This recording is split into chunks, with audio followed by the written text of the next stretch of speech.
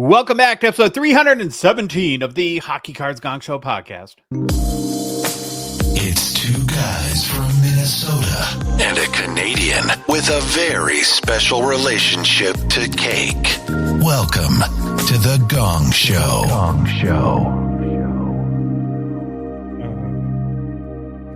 Wow, Phil. I forgot how that one went. That was awesome. I don't even remember hearing that one before. Anyways, it's a Blue Nuit special. Yeah, you don't remember. You don't listen anyways. Yeah. What happens when you're old and you're like start to lose your memory? You're not going to remember what you did 3 seconds ago. No, that's okay. Yeah. I am scared to lose my mind permanently, though. That would be sad. The brain's a muscle I want to keep flexed. Well, there's a depressing start to our show. Yeah, that was great. Let's start over. Okay. Talk about- Welcome, everybody. Welcome. Welcome, everybody. Hi, Louie. What up? Nothing. No? Nothing's up. But hockey. Okay. Excited for today's show. Lots of great guests. But yeah, Phil, anything up with you? Do we have to any updates on like the dating scene? No. Or okay. Cake? It's Thursday. What can happen Monday, Tuesday, Wednesday, Thursday? No. You Ask live me. a very counter culture kind of life. So I don't know. All right. Well, I try to blend in as best as possible. we do have a couple announcements to cover before we get started. I guess everyone can expect some Rip Party direction / announcements probably pretty soon. As a matter of fact, after we record this episode, we've got a big strategy meeting with the boys. There will be yelling. We know Phil will cry, but afterwards, I think we'll have a good plan. So I'm excited for that tonight. And then Baba Louie, aka Bobo Lubai, he's got many names, is busy working on editing up our ATV box opening video. Send me a sneak peek. It looks awesome. I can't wait. Poor California Dave. You will die when you see Dave's face through this whole video. I've seen previews. It looks You know good. how hard it is for me not to like give our Discord folks or somebody just a sneak peek of the preview, and I'm like, no, you can't do it. Just finish the video. Dave got tossed around like a rag doll in this whole. Poor guy probably had whiplash afterwards. So looking forward to that. Tomorrow night, though, is Friday night. Can't wait for Friday nights with Phil. What can I look forward to, Phil? Well, I'm preaching the same thing. Dog Days of Summer, so you can guarantee Phil and Dave will be there. Yeah. I'm waiting on maybe a guest will show up. Ooh. Yeah, we'll see. And it's SPA release week, so we're going to be opening up the Future Watch set. Yep. And yeah, I might go back to one of our original games. Okay. People made fun of me last week. I tried to be a little more romantic. I tried to talk about the wags of the NHL, the wives and girlfriends. Yep. And only one person got 1 question out of 10 right. I know. I thought it was pretty awesome. That must have made you happy because you get a little sadistic in those games. You want everyone to get them wrong. Yes. Yeah, I was really happy. But we'll go back to more hockey players and not the wives and girlfriends. So tune in Friday and you might win a box of the Future Watch set, also known as SPA. I'll be there. Okay. Well, you mentioned SPA. It is a huge week for GP Sports on their Whatnot and YouTube channels. Of course, 24/25 SP Authentic is now out. There's a huge lineup of breaks for Friday. Get your Celebrini, Mitchkoff, Lane Hudson, Future Watch Autos. You can do so at gpsportcards.com. I'm sure they'll be crushing cases on YouTube all Friday. The list, like he sent social media, the list of breaks. He probably won't sleep at all Friday night, but he seems to never does, right? So that's something you can do in your 20s. You can tell by the hair. Mhm. That's why I make fun of when he doesn't comb his hair. Then you know he didn't sleep well, you know? Yeah. Are you okay today, Josh? Why? You said Lane Hudson without saying shimmy shakes. Oh, shimmy shakes. Yeah, sorry. Just, I don't know, a lot on my mind. Mind on my money on my mind, I guess. Well, and even if you're not in the market for a spot this week, it's always fun to watch and maybe hang out in the chat. Phil will probably be there being weird. Also, if you have a collection you're looking to turn into some cash, remember, Grant's always buying collections. So hit him up on the GP Sports Cards Instagram, maybe get a conversation started. Couple of checklist updates on hockeychecklist.com really quick. First of all, I'm proud of this one because this was tough. This was the toughest one I've done, but we're Fleer Bobos here at the Hockey Cards Gong Show. So I got the 23-24 Fleer Ultra checklist up on the site. What Upper Deck published was a little bit different from what they normally do. It was like a half of a checklist. So I had to go set by set on the EPAC website into achievements. I got all the achievements there. And until somebody undoubtedly messages and said I missed something, which I'm sure will happen, at least now in this moment, I think I got the whole thing up there and very excited about that. It makes you want to buy cards when you do this. I'll tell you, when you have to go look at pictures of every set. Well, you have to do it on EPAC only, Josh, if you want to go buy this. So you can buy them on ComC for people that already opened the packs. That's a nice little loophole. Yeah. ComC, Fleer Ultra 22, 23, 23, 24, recently added. Yeah. Refresh. And then, of course, it is a recording day. And so, because Upper Deck wants to ruin my life, another checklist came out today. I just throw this up there real quick. So I did get the 2024-25 clear cut checklist on the site. So poor California Dave is about to go broke. Yep, me too. That. There's some big cards in there for Louis. So you can check out both 23-24 Fleer Ultra or 24-25 clear cut right now on hockeychecklist.com. Okay, I want to do a quick Discord update. Evan, our Discord manager, sent me this post, and I had actually seen it too, but I thought it was kind of unique and a fun idea. So we got a community member, I think goes by Moose Boy. Moose Boy. Moose Knuckle. Yeah, well, no. Badfield to the corner. I don't even know what that means. Okay. Anyway, no doubt. Well, that's good. Yeah. He posted this picture, which you're watching on YouTube, and what it is, it's his basement fridge. And he's a big Edmonton Oilers fan. And what he did is he put every player on the current roster in a card from his collection and organized them into what he thinks the line combinations and pairings on defense should be, etc. And he said that, so throughout the season, as players are playing good, bad, or they get hurt or whatever, he'll move them around on his fridge. And I thought it was a great idea. Then I started looking at it and I saw the tendy section, and I'm like, oh man, if that was on my fridge, I'd probably lose my appetite. If I had to look at Stewie's skins. Is that a diet plan? Yeah, actually that is. Which wouldn't be a bad idea. I probably should. So I didn't include it, but after this, I put 400 Stuart Skinner Young Guns on my refrigerator, and I've lost 15 pounds already. It's great. Oh, that's good, buddy. That's good. I'm glad. I'm very proud of both of you on your little health journey here. Thanks. It's good. You guys get skinnier while I get fatter. Yeah. So I just thought it was kind of cool. And if you want to join our Discord and chat with the all the lonely men on there, and even maybe it's unlonely men, and there are a few women too, so I can't leave the fine ladies out as well. You can do so by supporting our show via Patreon. Be one of the first 999 supporters, a Future Watch Gonger, as we're calling them. You forever get that title. Not only do you get to chat with us on Discord, we're doing stuff like 5K Challenge. Fantasy Hockey will be, I got to talk to our boy Neil about that pretty soon, so we can get that rolling. There's a scavenger hunt plan for the beginning of the season. There'll be some prizes for that as well. Just lots of kind of cool stuff we do there. If you want to support us, just go to our website, hockeycardsgongshow.com, click on the Become a Patron link at the top of the page, or go to Patreon directly, patreon.com, and search for us, not Phil, but Hockey Cards Gong Show. You search for Phil on OnlyFans, but that's a whole separate thing. I'm only in Europe, though. If you have a VPN, you can find me. You can get him on Grindr here. Yeah. Boy, Louis, good job. There's a link in the show description of both YouTube and the podcast apps and our Instagram, TikTok profiles, too. Baba Louie, Bobo Lubai, Bibu Lubu. We do have one new patron that we're going to shout out. We do. Creepolis? Is that your OnlyFans account? Crepolis. He's a Greek.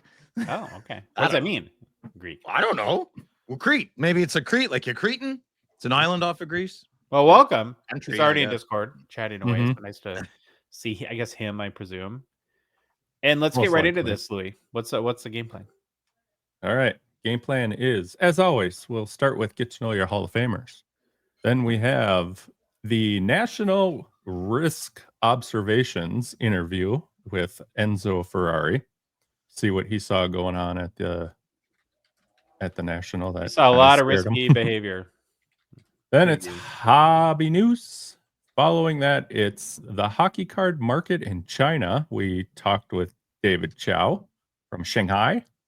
Yep. Then it's new product releases and our oh, great. I did the wrong one. It's not mailbag. It's personal pickups. No mailbag. Look at how I did that. Yeah. Wow.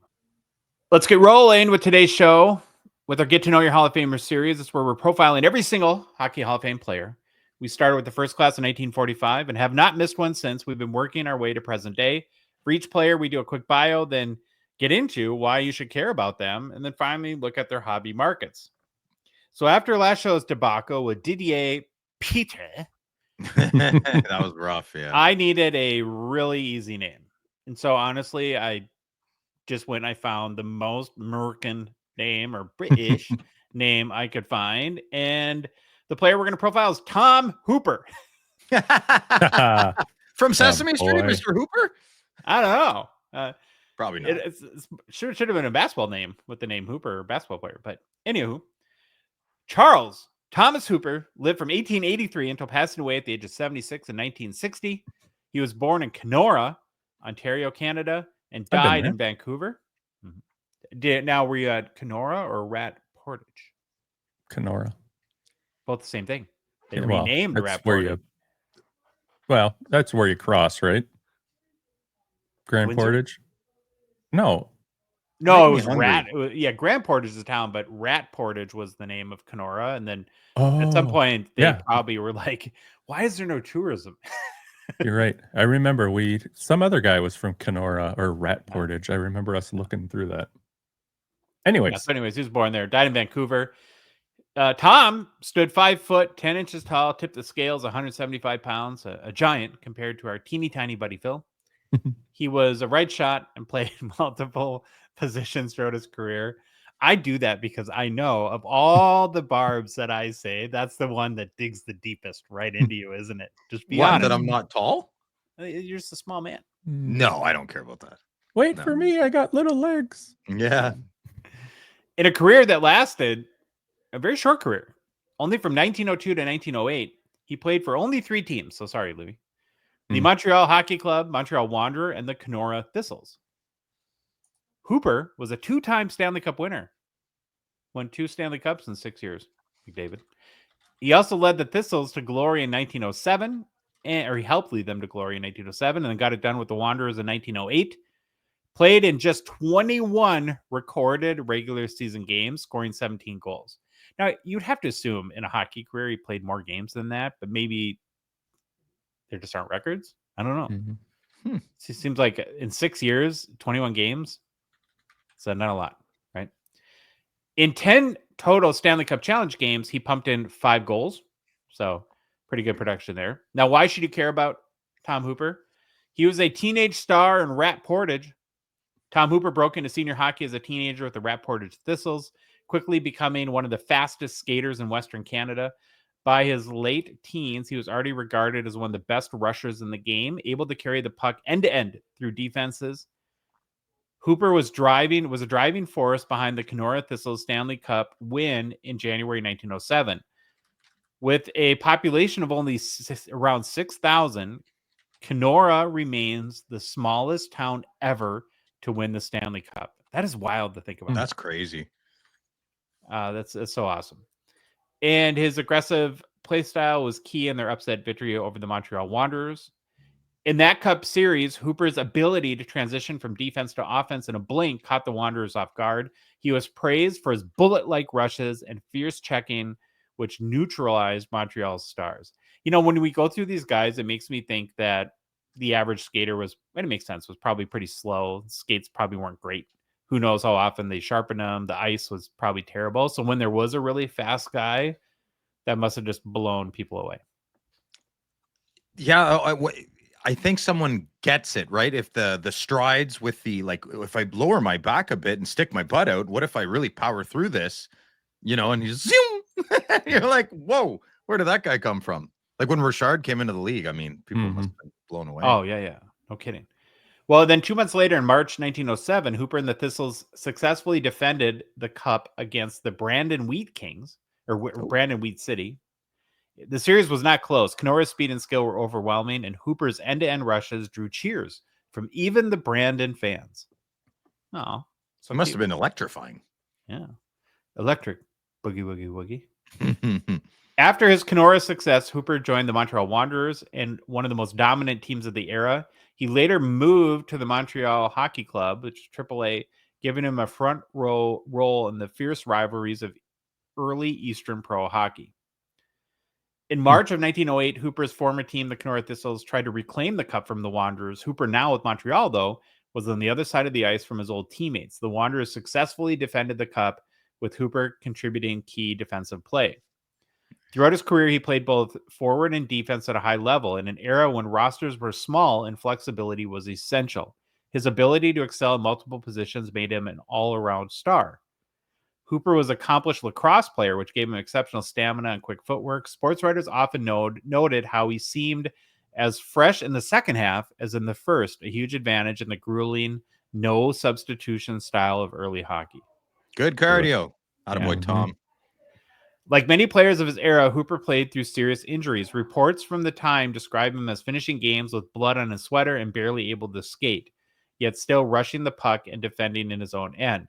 In both Kenora and Montreal, Hooper was a fan favorite. In Kenora, his long solo rushes could bring the crowd to its feet, and in Montreal, his skill and work ethic earned him cheers even from fans used to seeing local legends. By the end of his career, though, with Montreal Wanderers and the Montreal Hockey Club, some newspapers noted that Hooper had lost a step. Once lightning fast rusher appeared heavier and less mobile. Ovi. And his endurance wasn't quite what it had been during the Kenora Cup. Did somebody say something? Louis? Something? Did you say something? My cat's meowing a lot. Oh, okay. That might be it. Reporters even hinted he was out of shape. Though his hockey sense and physical strength still made him a valuable contributor. In 1963, long after his retirement, Hooper was inducted into the Hockey Hall of Fame. His career bridged the small-town grit of the Kenora Thistles to the big-city glamour of the Montreal powerhouse clubs, making him a key figure in hockey's early history. You know how you said like he was one of the faster guys and took people by surprise, and I was saying, someone it clicks, they hit a stride, and that changes everything, right? The way you skate. If we had a time machine and we were teleported back to a game in 1910, would we be like, oh wow, like it's so different, or would the first thing we say is, why can't any of them skate very well? Yeah. I've always wondered, like, are they just kind of like walking and skating, and then someone kind of goes a little quicker? Well, I'll take it one step. Put on their gear. Yeah. What if you brought back McDavid with his skates? Yeah. And put him in a game. They kill him. They think he's a warlock, a witch, They'd be like, well, better save yourself off of the stake. He'd be an alien, and he kind of looks like an alien too. Yeah. Send him and the Sedin twins back. It's over. Yeah, I've been looking at these skates right. How do I do this? Right there for the last 20 years hanging on my wall there, my grandfather's, and I'm just like, oh my God, how did he do that? It would hurt, you think, your feet almost. When I learned how to skate public skating in Montreal, my father had skates like that with the bolts at the bottom. He refused to buy. He said the new ones were dangerous. I'm like, oh, okay, dude. Got axes on the bottom of your boots. Sounds good, buddy. How great is this photo from the Kenora? I think it must be from 1907 when the Thistles won the cup. I've definitely learned this, and Louis, this too, doing the graphics. Through doing this Get to Know Your Hall of Famer series, and we're still largely on the players who played in the early 1900s. It's tough to find even two good photos of a player, and sometimes they're just so grainy or terrible. But I just think this is an amazing photo. That's a good one. I feel like Rob Reiner should start talking. Like in Stand By Me. Yeah. Okay, so because Hooper's career ended in 1908 and the first hockey card set came out in 1910, there are not any playing days cards for him. Therefore, he has been, though, immortalized in the iconic and beloved Carter-Phillium set. He's both in the 1983 and 1985 sets. This 1985 Tom Hooper Carter-Phillium Raw is the highest and only public seller ever per card letter. Yeah. I don't know if you're watching this on YouTube, ignore my date because I don't know when it was. Now, in Phil's dark and twisted mind, he thinks it must have sold for like probably $50-$60, but in the real world, it sold for $3.50. So it would if it was a PSA 10, though. Yeah. Probably. I just report the news. I don't make it up, Phil. So you just got to let that sink in. And that, boys, is your Hockey Hall of Famer, Tom Hooper. It is. Good job, Josh. Thank you. Tom Hooper. We're going to move on to our conversation with Enzo Ferrari, which we have been teasing for a bit. But the other day, we were lucky enough again to have Enzo from Private Collection Insurance on the show to chat about what he observed at the National. And most of us, when we go, we observe, well, how many people are there? What are the glitz and glam of all the booths, all the cool cards? But he is an insurance nerd. And so he was looking at all the people being reckless with their cards. And it was honestly a great conversation. And I hope you guys enjoy it right now. We are excited to welcome back Enzo Ferrari to the show. Hey, Enzo, how are you? I'm great. How are you? Thanks for having me. I'm doing well. So I can't remember now. Were you at the National one day or two? I was at the National one day only this year. Okay. Unfortunately, I didn't have enough time to spend more time there, which I wish I did. Yeah, it was pretty big in scale. Pretty tough to cover the entirety of the show in one day, huh? Yeah, absolutely. I mean, as I mentioned before we got on here, I couldn't see everybody I needed to see. A, I couldn't find them, and B, I just ran out of time and was exhausted walking around for 8 or 9 hours on that one day. It was challenging to say the least. One of the key takeaways that I had was just how, I don't know if even a reminder, but maybe even a glimpse into how big this hobby has gotten. Did you have that same impression? Yeah, I got back like fully energized, amazed at the strength, the just the level of excitement. I was at Fanatics back in when was that, May, June? I don't even remember now. And then going to this show and just seeing the level of excitement that was there, and how many people and how many vendors and athletes and actors and that are involved in the hobby is just, again, I was so energized when I got back. I was so pumped to sell insurance. Well, anyone that has entrepreneurial aspirations in the hobby, I don't think that you could leave that show thinking that there's not opportunity. That's it exactly. And I mean, and the space I'm in, it's still a ongoing education process. And it was my second national. I went to Cleveland last year, but this show was obviously much, much bigger. And again, as a person that's trying to educate and make the hobby safer, what I saw just adds value to, I think, fuels my fire to really blow this thing up, because I think it's just so needed after everything I saw at the show there. It was unbelievable. I don't even know if you could answer this, but if you brought in appraisers to like kicked everyone out of the building and left all the collectibles there, what do you think the total value sitting in that building was? It had to be massive, huh? It's funny you say that, because on the way home, I was actually in my head trying to figure out, God forbid there's a fire and the entire building goes up in smoke, and you're sitting there going, and hopefully nobody gets injured or anything, but talking like what you just asked me in terms of the value, I wouldn't even, like, 20 million, 50 million, 100 million. I couldn't even imagine how much was in there. Like, it was like the amount of sports cards and high valued items and collectibles and memorabilia, and never mind the displays and all the other fun stuff that most people don't even think about, especially dealers. They own these cases and show displays. But again, I went back shaking my head going, that would be one massive story in the news if anything ever, even to a small section. Like, it was crazy how big it was. I because I think weird things, but I think a lot of times when I'm at big shows, like, how much cash is in one room too? Like, probably a stupid amount. That's one of the things, as an insurance broker, going back to insurance again, you really, especially as a buyer, like, I saw some deals going down, and you just sit there and you're looking at, like, right in the open, it's cash, and you're carrying around these huge sums of money. I mean, dealers can buy coverage for that, for theft of cash. But if you're a collector and you're walking around, you saw the deals. I'm sure there was, like, some guys had 50,000, 100,000 all in cash, and that's gone if something happens to it. They just pull it out of their pocket. Yeah.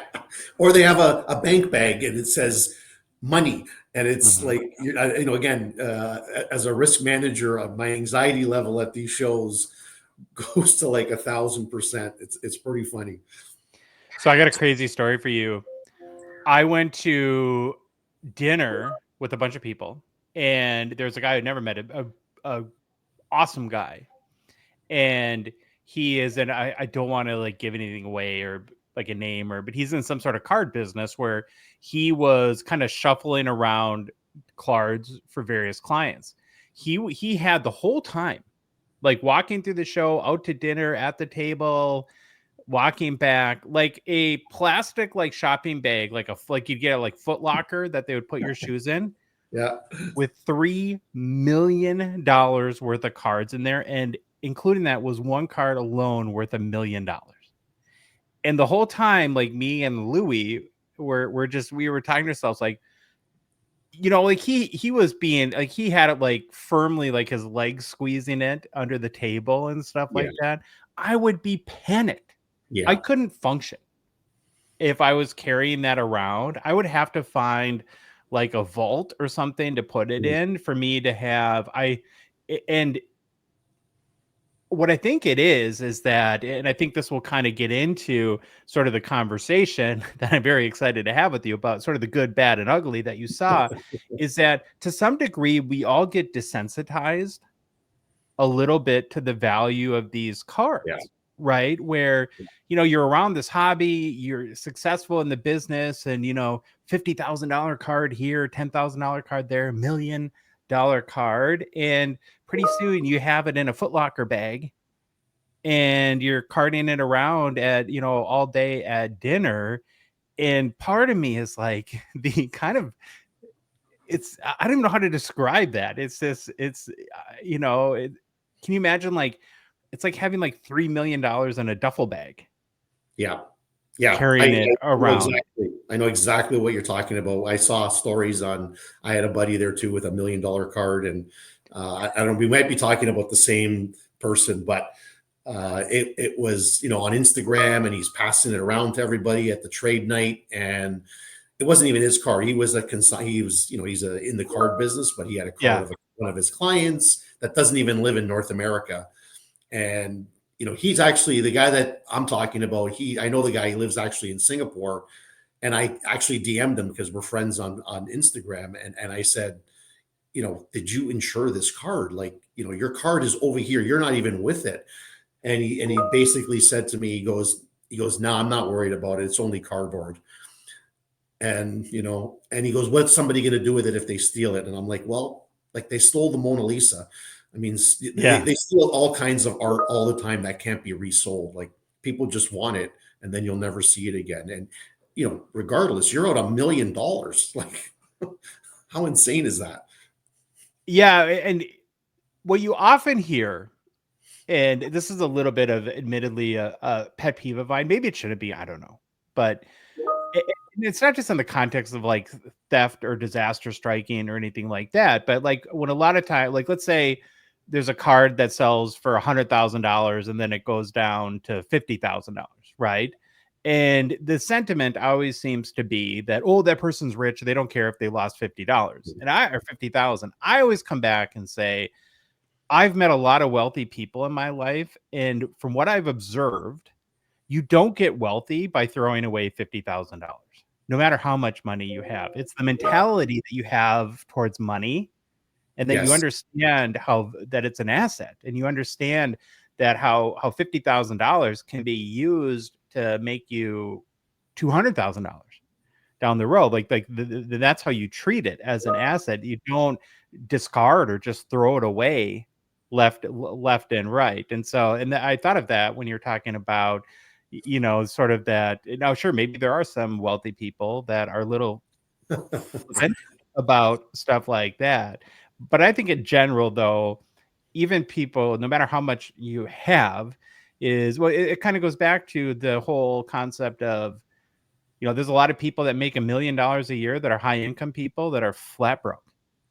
Yeah. And then you have bus drivers with $12 million in their 401k, right? You get wealthy by how you treat money. not how you spend money. 100%. Yeah, it's you're 100% right. Nobody wants to lose 50, 100, 10,000. Some people go. I don't gamble a lot because I don't even want to lose $20 at a blackjack table because I know how hard I have to work to earn that money. And so you're 100% right when it comes to that, like values and losing something. It hurts no matter what. And I agree 100% with you. Rich or poor, nobody likes to lose money. Yeah. Okay, so what are some of the observations that you had that really stuck with you while you were at the show? Yeah, great question. So, I knew I was going to do something like this with you. So I went there with open eyes and really observed. Probably my spidey senses were even heightened because obviously I wanted to see and report back on this. So a couple of observations. I asked about 5 different people at the show, people that were carrying around cases. And I asked them, I just walked up to them and politely asked, like, what's in your case and what do you think the value is? And I introduced myself as an insurance person, so not some creepy guy that's going to steal your collection. And every single one, not one of them knew what was in their case or the value. Wow. Like no inventory, no value. I asked, like, what do you think the value is? And they're all like, they don't even know. I was shocked by that. I mean, maybe there were others with maybe more expensive cards that they would know, smaller inventory, but anybody carrying around the case, not one, again, I asked 5 different people in 5 different sections. Not one person knew what was in their case or their value, which I found quite odd going to a show. I mean, maybe they just grab things and throw them in a case. I don't know. I think that was a big one for me because, again, you don't even know what you're losing if something ever happens to it, which is kind of odd, but okay.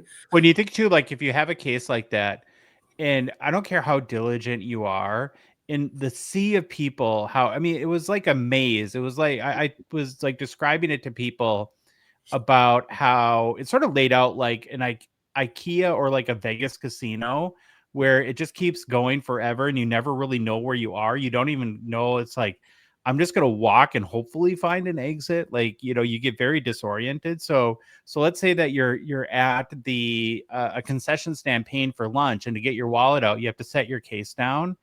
To a talented thief, I mean, that could be gone so fast and you would never even notice it. And to your point, I guess you'd have no idea what you just lost. Yeah, that was actually my second point. Again, I was observing as deals were going or people were standing around dealer tables, again, cases or knapsacks on the floor while they're negotiating or while they're making a deal. And again, it only takes a second for somebody to walk by. And as you know, like the crowds and the amount of people that are around some of these tables, somebody picks up your case or knapsack and just can walk away. You're not going to even know which direction to look at. So that was the other observation I found. Like I said, it was really just people being unaware or unattentive to their goods. Again, whether you have $5 or $500,000 in that case, it's just something you should obviously be aware of and be very vigilant of where your stuff is at all times. Well, even like going back to that casino analogy, like very similar to casino, there's so many stimulants. There's people walking everywhere. There's lights, there's sounds, there's breakers, playing loud music. And it's like, it's kind of, I would think, like a thief's dream environment. Oh, 100%. It's like shooting fish in a barrel. Like that's kind of the takeaway I took from it. If you're a thief, and thieves usually work together in distract. I mean, again, if they know who their mark is, who their hit is going to be, and they know, again, people with their cases open, showing people what they have. Again, it's hard to eliminate that because you obviously there to trade or sell your cards as a collector. But you really need to be vigilant in terms of who's looking at you, do you notice the same person at the table, at different tables, because you're just drawing attention to yourself. And again, getting back to the cash, that was another big thing that I saw, like just people pulling cash out of their knapsacks or pockets or little zipper bank like I said, I saw myself 50 stories on Instagram about that, and I was like, just shaking my head, like, wow, like you're. It's kind of like going on a European vacation, and then before you go, posting a video of everything valuable in your house and saying, and it is wild. The first time I went to like the expo, and I wasn't used to, like, I'm just in Minnesota, we have small card shows, and I would be at a vendor's table buying a card, and I would hand the guy, let's say I buy a card for $80, and I hand the guy $100 bill, and he pulls out the fattest wad of cash in his that you've ever seen. It's like, well, how did that fit in your pocket even? And I understand sort of like the practicality of how that happens, but and we're going to kind of weave in sort of advice, and not just like what you've observed, but some advice. But I would think, like, in those cases, like having a plan to, you don't need to give somebody $400,000 change. So have a plan to, to not be flashing crazy amounts of money. Like, have a secure spot for most of your cash. Keep in your pocket what you realistically need to give out change. And then, kind of adjust, though, if you need to pull out for some more change, that's fine, or continue to add money to the stockpile, that's fine. But I mean, is that along the lines of something you would recommend? 100%. Yeah. And I know some of the shows, I know the one up here in Toronto, a lot of companies, they rent safes, and they actually rent them and bring them to the show in the back, like in the storage areas. And, they'll keep, like, at night, obviously they'll take away their most expensive cards and store them, but that works for cash as well. You don't need, as you just said, you don't need $400,000 sitting at your table. If you need to do a transaction where there's large amounts of money involved, that can be kind of settled. Maybe you do a deposit, or you give some kind of money, and then you kind of finalize the deal, maybe somewhere else, maybe not in front of like 6,000 people. Because then somebody's walking out of that show with that much money in their pocket. And if I'm a collector and I've just sold one of my cards again for, let's say, 10 grand, and I'm getting cash back, well, you're, like I said, you're a mark. Like, somebody saw that. And, the other thing I was going to mention is, like, not even in the show, it's like outside the outskirts of the show is really where you become really vulnerable, in your car, as you're walking to your hotel, in your hotel. Again, I was really noticing, most of the people attending are all at the same hotel. And I'm like, this is like a thief's dream. You just can walk into any room probably. And, the room safes are great for small things, but again, I don't want to get into the recommendations and stuff, but you're really leaving yourself exposed, because it's not hard to follow you. I mean, I stayed within walking distance of the show, and every morning I would wake up and there'd be 30 or 40 people that are going to the show from that hotel at any given time. So everybody's kind of at the same show. Everybody's, we know what we're carrying, or everybody at least knows it. So that was another big thing that I noticed this time, just the amount of people, like, within that, not even actually at the show, outside the area, at the hotels and restaurants, as you said. Like, you went to dinner and the guy's walking around with $3 million of sports cards, and waiters overhear those conversations, and believe me, a lot of things happen in the world. So you really got to be careful.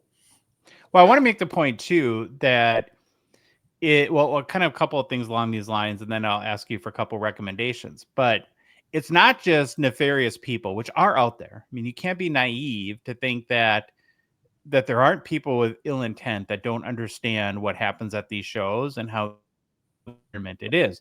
But there's also the cases, and everybody's done this in their life, where you have your Zion case and you set it down, you get into a conversation, and then you walk away and you just forget it. And I think about, like, all these cases, they all look the same. Yeah. Right. And so I'm sure there had to, like, if you could talk to whoever headed up security for the National and to find out all the stuff that happened, but and even probably more so than theft, like people just left their stuff and forgot about it. And then how would you ever identify it after that? So I think that that's a realistic kind of situation as well. And it's not just somebody maybe stealing your stuff. But then beyond that though, so, I was thinking about, as you're talking about cash, and I want to take like the card collector perspective. The reality is that cash is kind of a big thing in the hobby, because a lot of people want to do deals that falls, I guess, under the radar of, taxes and stuff like that. And let's just be honest, I guess, about that. And so if you are going to buy a $20,000 card and you agree that the deal's in cash, what's the best way to do that, in your opinion, for, if I have to walk into a show with 20 grand on me, how do I protect myself the best? That's a great question. I think the only way to really mitigate any kind of loss is to, as I mentioned, maybe put a deposit down. So let's not carry 20 or 30,000. If you see a card, or you're going to be spending that kind of money, because what do you do when you're flashing that kind of money? I mean, you get robbed. You're going to get robbed. There's no coverage for it. I can't insure cash. Right? I can't say to you, hey, I'm going to insure your $50,000 wad of cash in your pocket. It doesn't work that way. So I think the only advice can you explain why? Is that because it's just deemed so risky of a behavior that like from an actuarial perspective that nobody would insure that? Well, it's even, how do you prove that you had it? Like, I could say I had 50,000 in cash on me, and cash, you can get it from all over. Like, how do I actually say that I had the cash? If you're a store, you have receipts, you have sales transactions, you have bank statements that'll say, I have this much cash, or more or less cash in the business to do my day-to-day business. But as an individual person, your homeowner's policy would cover some. I'm trying to remember off the top of my head how much it would cover. But again, it has to be at the location or in your car. But if you're at a site like a show, you're kind of out of luck on that. So again, big transactions, I'll try to avoid cash, which I know, like you said, it's such a big thing in the hobby. Like if you can do a PayPal or an e-transfer. I don't know if you have e-transfers in the US. I know. Yeah, with Venmo, I mean, that would be considered. Yeah. Same thing, I guess. So those would be I know there's service charges involved with that, but I mean, sometimes the service charge is worth paying than the aggravation. Or like I said, put a deposit, bring smaller amounts of cash. If you're buying a card, that most dealers, most of the people in this hobby are very trustworthy. They're gonna give you something to say, hey, here's $1,000, hold this card for me, and then maybe we meet up later in a more secure location to finalize the transaction. That's how I would do it. Okay. Well, what I take away from that is, because I don't think that that's going to stop people, but you need to understand that you're on your own, kind of, that there's not a lot of recourse if something goes wrong at that point. And that's just, I guess, a risk that you have to be willing to accept if that's the case.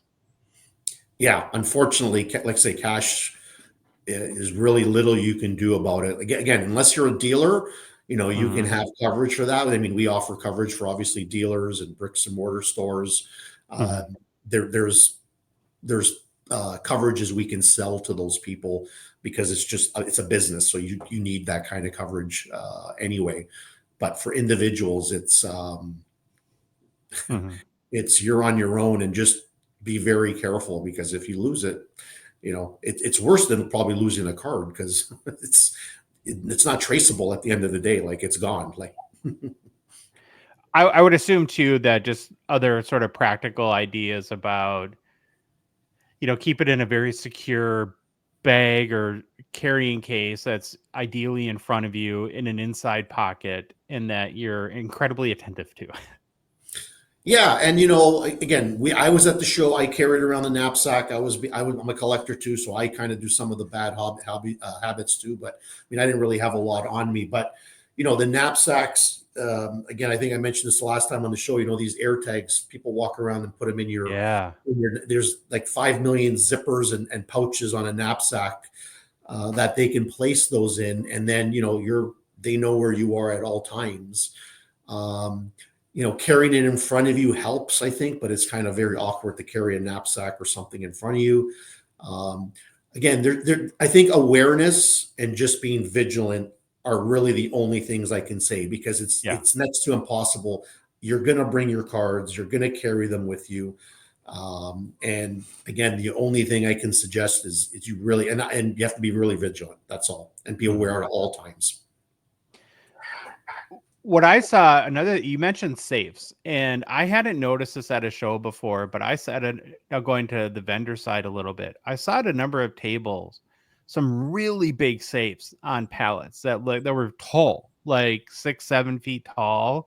And you could tell that they're on pallets, right? So they're like wheeled in there, probably incredibly heavy and not something that you could pick up and walk. I mean, it would be an effort to get that out of the building. And so I wonder if the convention center had sort of those individual storage lockers for vendors, like in a back area somewhere that could be like locked and padlocked or something like that. And that's what vendors were doing to protect their collections. I mean, is that like effective, do you think? Because like the other thing I've seen like at the expo is that people have these almost like, I mean, it's a bad way to put it, like body bags that look like almost like very like, I don't know if you've seen them, like they're black most often, very thick, like almost like army duffel bag material, and they zip up their cases in those and then padlock them from that. And some of these bags are 8 feet long, so again, it'd be very awkward. There's like no way to kind of like I guess inconspicuously walk out with it, right? But as far as like vendors go, what do you think are the at night when you leave, how do you protect your valuables? I mean, is it best to take them with you? Are there secure ways to leave them at the show? What do you think? Yeah, absolutely. Obviously, the shows usually have security at night, but again, I always wonder about that too, because it's impossible for some of these vendors to pack up all their cards and secure them somehow. They're usually left overnight covered. I don't really know what happens after hours. I'm usually gone by then, but the safe thing is the biggest thing. As I mentioned earlier, some companies, I know at the Sports Card Expo here in Toronto, we deal with a safe company up here. We recommend our clients, obviously with some big collections and valuable items. So we work with a safe company, and they do rent safes that you can actually rent for 3 or 4 days, and the show will accept it and put it in the back. So you obviously your more valuable cards, if you're a dealer at night, leaving them on the table doesn't make a lot of sense. I mean, if you're like PSA or Upper Deck and you've got some great cards, I'm sure they have their own security there 24/7 to protect, or a Golden, like they have, millions of dollars on display. And I'm assuming they have their own security there, not only after. Oh yeah. Like they have dudes with guns, I believe too, which. But most dealers, they can't afford obviously to have somebody there 24/7. So the best thing for them to do is obviously pack it up, either bring it home with you, which I know is maybe a pain, or like I said, rent the safe. I mean, nobody's going to crack a safe, and these things are not easy to move. And it's going to be hard to do when it's at the show. There is security there, but you're not going to be able to crack into a safe while security's walking around. Yeah, I mean, you can't be very inconspicuous doing that. And actually, I do have a little bit of a story from the expo where, and I think that you're definitely going to agree that this is a good thing. It was annoying at the time, but so it must have been Saturday night at the Spring Expo. We left the show and went to the trade night, which was like down a couple hallways, but at the International Center in one of the ballrooms. And one of us forgot something we needed in the show. So we went back to go get it. And of course, they had a security guard at the entrance. And we explained, hey, I forgot something at the show. Can I go and get it? And they were like, no. Right. I'm like, well, okay, would you walk me in to go get it? And they were like, no, like Really? you're not getting in here, which sucked for me. I mean, it was my own fault, right? That we forgot, or it was me or somebody else who were with that forgot something we needed. But as I thought like later about that situation, that's probably a good thing that once that nobody's getting in this place, because it would be too hard. I would think, as if I said, oh, I forgot something at my booth. How do they know it's my booth? How do they know I'm representing myself authentically in that scenario, and not just having them escort me to rob somebody at the show? Exactly. Yeah. And, we insure a lot of these shows, the liability and stuff like that. And, they have obviously a duty to the vendors to make sure it is a secure location. It is a secure place to do business, because, last thing you want as a show organizers is to have a bunch of people get robbed. It's not going to bode well, for your next show or promoting the next show. So they have a pretty good duty, and hopefully they're taking the safety precautions. Like I said, we insure the Sports Card Expo and a few other, quite a few shows, and we usually ask obviously for security details. But the problem with that is we're covering the show. We're not really covering any of the vendors. We can provide it, but again, most most people don't have it. Don't have the insurance coverage. That's crazy. It's and I back to like the nationals. I even asked a lot of dealers there, like, again, just random questions, just trying to get some data. Did you find anyone that had coverage for being there? A couple, yeah. There were a couple, obviously bigger operations. The true, like, if you have a big bricks and mortar place, usually you have coverage. Whether or not you have transit or trade show coverage, again, that's something we kind of can review. But most of those dealers there, like, you'd be shocked. I was shocked. I was like literally shocked at. And then going back to the original question we had about how much value is in this one place if something ever happens. Like, what a nightmare. What a nightmare. Just crazy. The other classic kind of scenario that I definitely observed a bunch at the National, I'm sure you did too, is the vendor working hard at their table, and maybe they've splurged and they have like 2 8-foot tables at an L on a corner or something, and there's 6-7 cases out there, and they're really busy trying to interact and be a good salesperson and help customers out, and their back is to half of the cards, their inventory or assets, however you want to put them, at the show, and just how easy it would be to, or it's not even that, right? It's like you go there and you ask to see a card, they take it out and they hand it to you, then somebody else bothers them, and now they've given you the card and it's in your hand, and now their back is to you to just like take off, I guess, in that scenario. So if you're a vendor, like, how do you protect yourself from again, all the stimulants, and it's sort of stacked against you in some ways.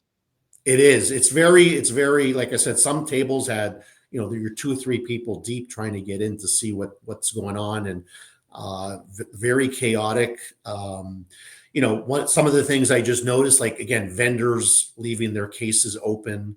I was videotaping a couple of it. I was going to do some stories, and I said I better not, because I don't want anybody to get any ideas. But there was a lot of that, a lot of obviously giving cards to people to look at. Obviously, if you're going to buy a card, you want to hold it in your hands, you want to look at it, you want to see the condition it's in. What can you do against that? Well, number one is never leave your cases open. Like, that's the simplest thing. Like, make sure they're locked. Most of these cases have locks on them. Yeah. I want to stop you there, because I think that that's such an important point, and you have to probably address how annoying it would be to unlock and lock. I mean, 1,000 times in a day. That's not fun, but the alternative is, it's probably the best move, right?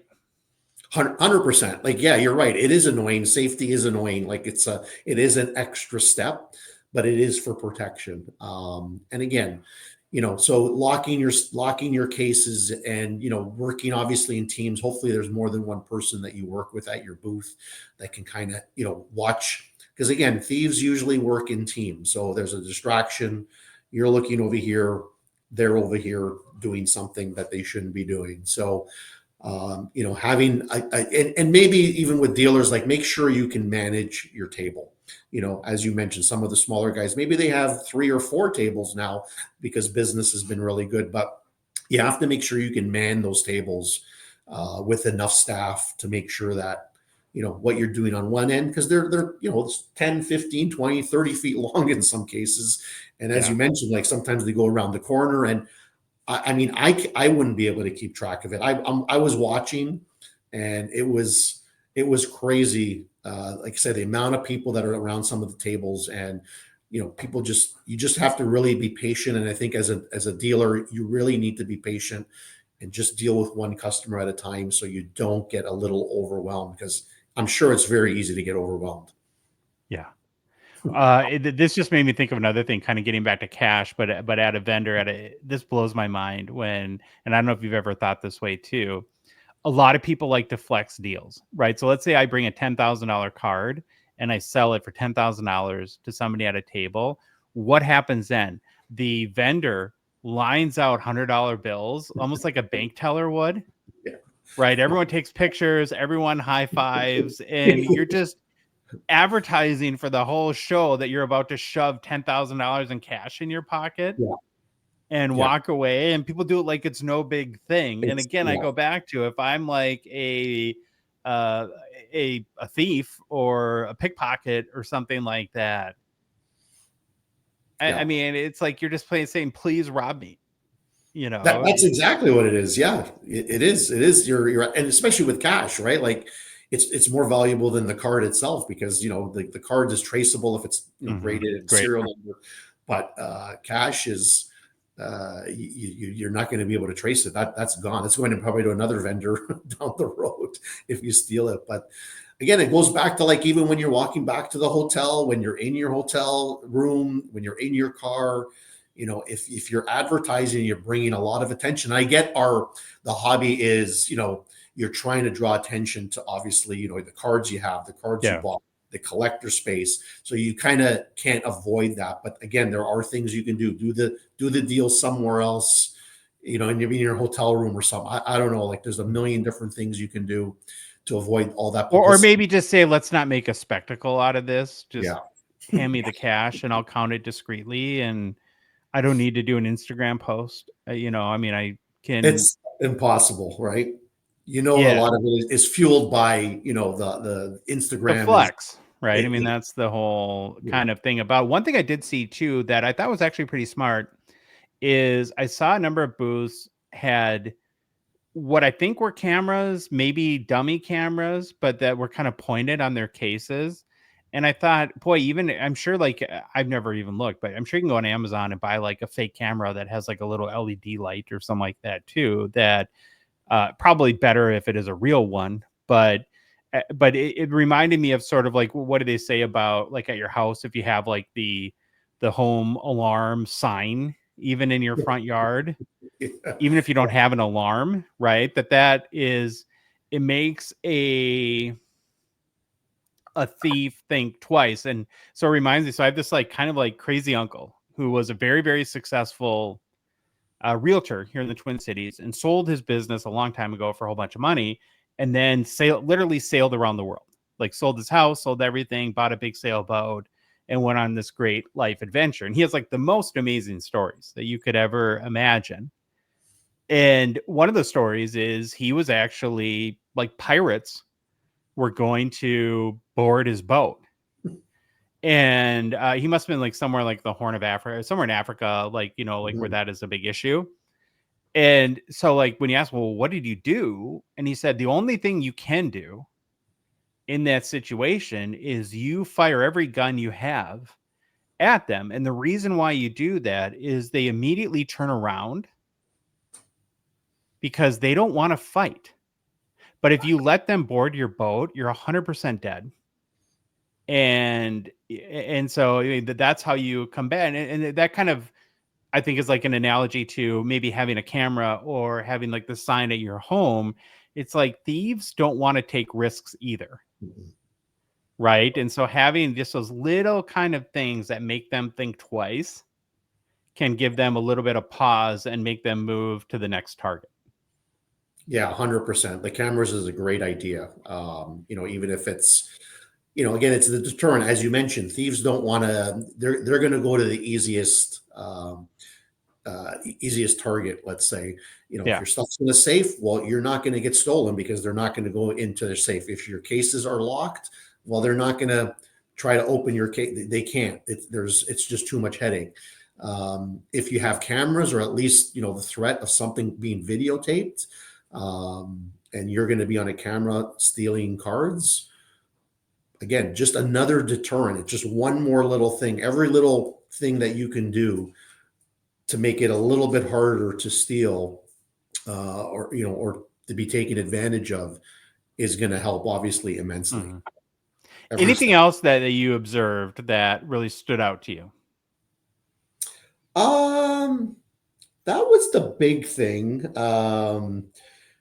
Yeah, those were kind of the big things, right? Like the hotel thing was probably my biggest thing. Like it was amazing to see how many people were staying in like hotels right around the area, and they're keeping their cards, in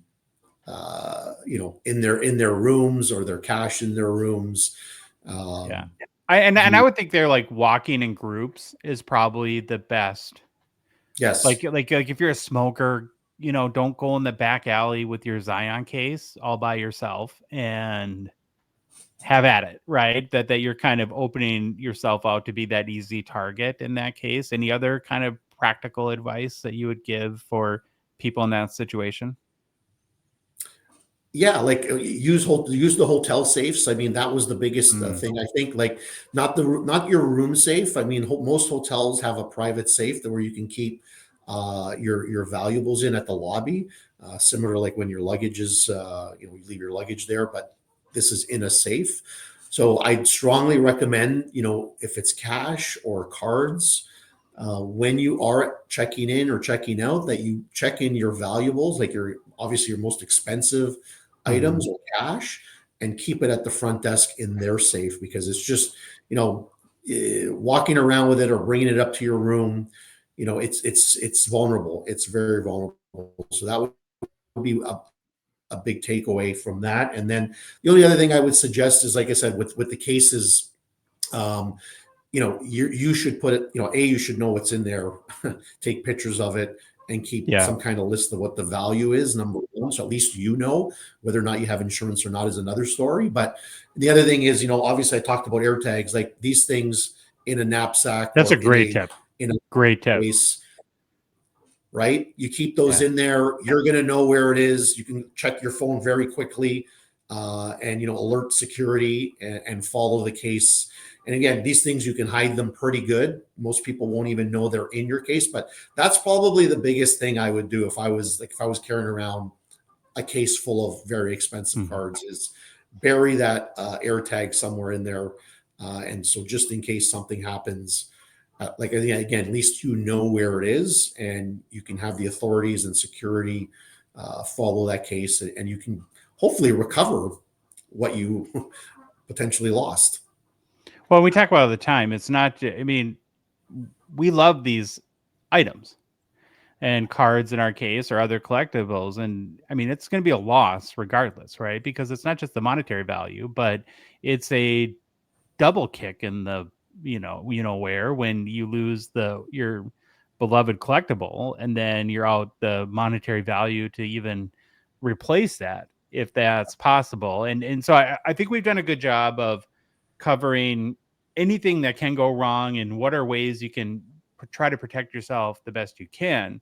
But the reality of the situation is bad stuff happens, whether it's your own fault, you do something careless, or you forget something. We all do it. Or there are, criminals are pretty good and thieves at what they do. And sometimes even with your best intent or defenses, that it's going to happen. And that's like where I think, our partnership comes back into it a little bit too, in how having that coverage so that, when something does happen, that you have that peace of mind.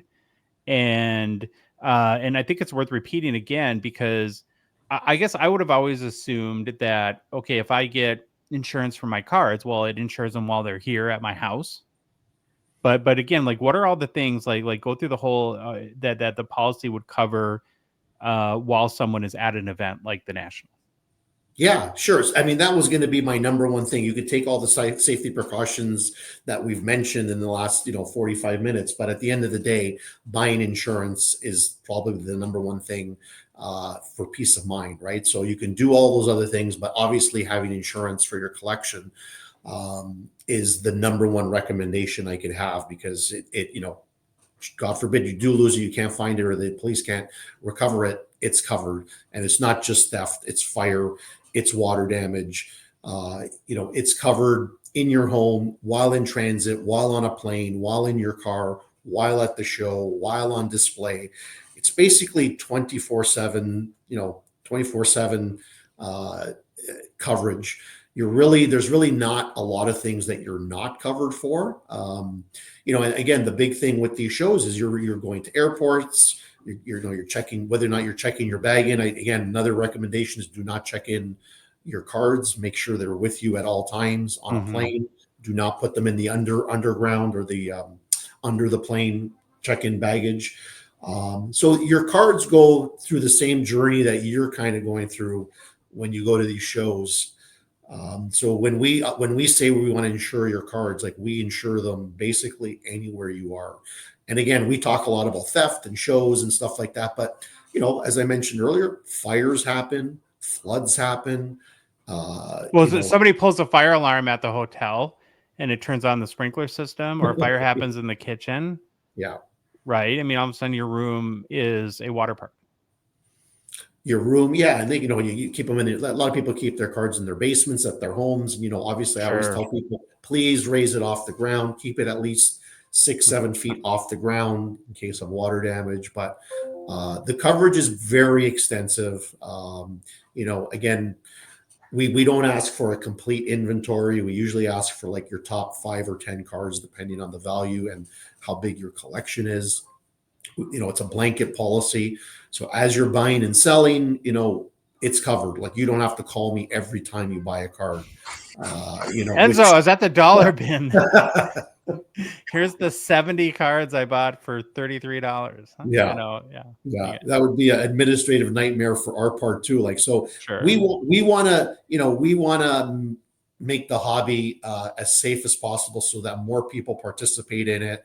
And I'm trying to do my little part to obviously, educate the collectors and the dealers out there of the importance of, this product that we have. And I think it just helps everybody in the community feel a little bit better when you're spending the kind of money that people are spending on cards. And it's just absolutely 100% needed. And anybody thinking about it, thinking it's expensive, like, please reach out. Happy to get you a quote. Doesn't cost anything. You go on our website, fill out a form. You usually get a quote like within hours. And then you can kind of decide what you want to do. And, we act as an MGA here in Canada. So if you really like your broker here in Canada, I keep forgetting to mention this, you can still use your own broker. You can have them contact us and they can sell if you feel that they're very trustworthy, or we could sell directly to you. I mean, you're talking to me, I'm the collector expert. So sometimes it's better to deal with me only because I think I'm going to understand what you need, what you're going through. And I can explain the coverage is probably a little bit better than somebody that's just selling house and car insurance all day long. I would think too, if you're a vendor, that this is a no-brainer. I mean, we're talking about things that could literally put you out of business. If somebody walks off with your show inventory and that with the total value is $100,000, which is not uncommon. I mean, I would say most cases have, a significant amount of money, and that might be it for, however you're using the hobby as your primary source of income or supplementary income. It's over at that point. And I would think if you do this any amount of time, that the the investment in literally protecting your business is pretty minimal. It's very minimal, and one of the coverages on a dealer side, more of a business as opposed to a collector, is we sell what's called business interruption coverage. So it's included in the package, and basically what happens is if you do get wiped out and you're whether it's at the store or at a show, we continue to pay your expenses. So wow. Right, so it's like you're almost still in business until you're up and running again, because the insurance company just doesn't come to your store and cut you a check for X amount of dollars. Like, by the time they do the investigation, by the time you provide them the information and what was taken, what was not taken, there's coverage called business interruption. And basically it's just as if you're still in business, but you're not in business. And, I've been selling business insurance for 25 years to other businesses and retailers and, construction companies and all that. And everybody has that coverage. So again, back to educating the hobby as to what they need. You're talking to the expert, not just in collectibles, but in business insurance. If you're a dealer and you want to talk about what kind of coverage are going to protect my businesses from, like you just mentioned, if you're wiped out, how do you recover? You're out of business. You don't. Yeah, it's over at that point. So I think, well, you also reported, which I was very happy to hear, that after your last appearance on the show, a number of people reached out. And so hopefully that continues, because I do think that this is a very valuable service that you're providing to the hobby. So anyone that is interested and maybe scheduling some time to speak with you, get their questions answered, and see if a policy would be right for them, what's the best way that they can get in touch with you? Yeah, so my Instagram handle's at the bottom there, at Enzo Ferrari 68. That's IG, or email on the website at info@privatecollectioninsurance.com. That's an email, or a website, which is privatecollectioninsurance.com. Either or, you can find me you can reach out to me and request information, a quote. You have questions.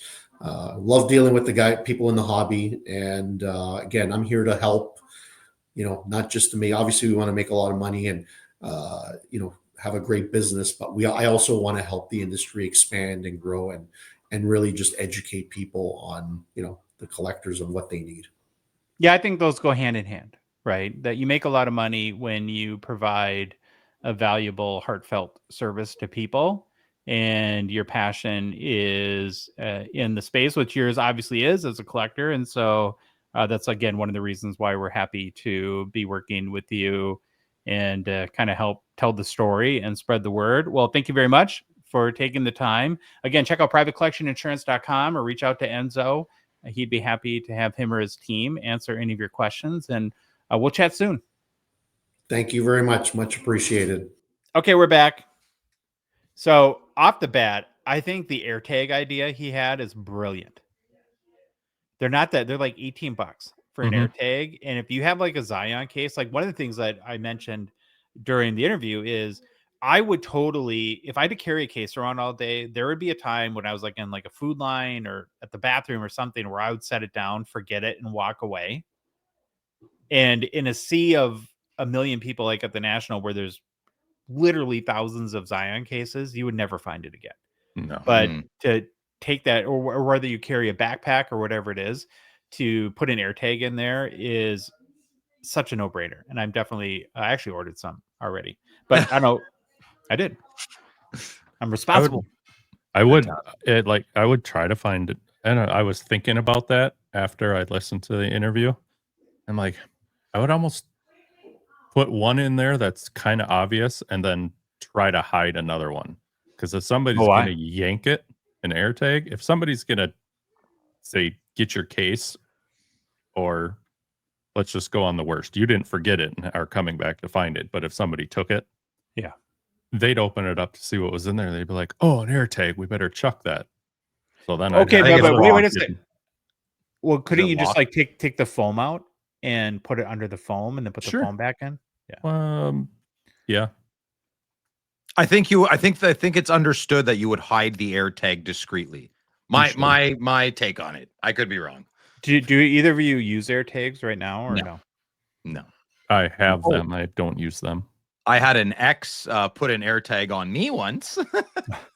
Why are we shocked, huh, Louis? Yeah. I believe they called it GPS tracking. It was better than an AirTag. Yeah. Sneaky. I'm sure she was horrified and never wanted to talk to you again. So he's it's at the card store again. Yeah, surprise. Okay. Well, thank you again to Enzo. And again, go to privatecollectioninsurance.com and check out their information and maybe schedule some time to talk to them. I'd like to add even if you're just kind of, I don't know, I'll get around to it. Just throw him an email. You can just get the conversation started. Enzo is legitimately passionate about sports cards, sports cars, and in protecting our collection. I've talked to him enough to know that. So just start the conversation. It's not even remotely as difficult as you think. And you will see a video of me getting it done sooner than later. That'll be awesome. Yes, you will. Can't wait. Quite Louis.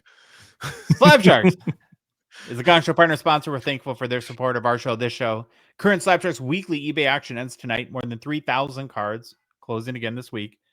We'll be live on the Gongshow YouTube channel, having fun and chatting about the key cards that close for auction. And he's been missed. Many keep asking about him. A lot of Discord questions about where's Savan? Where's Savan?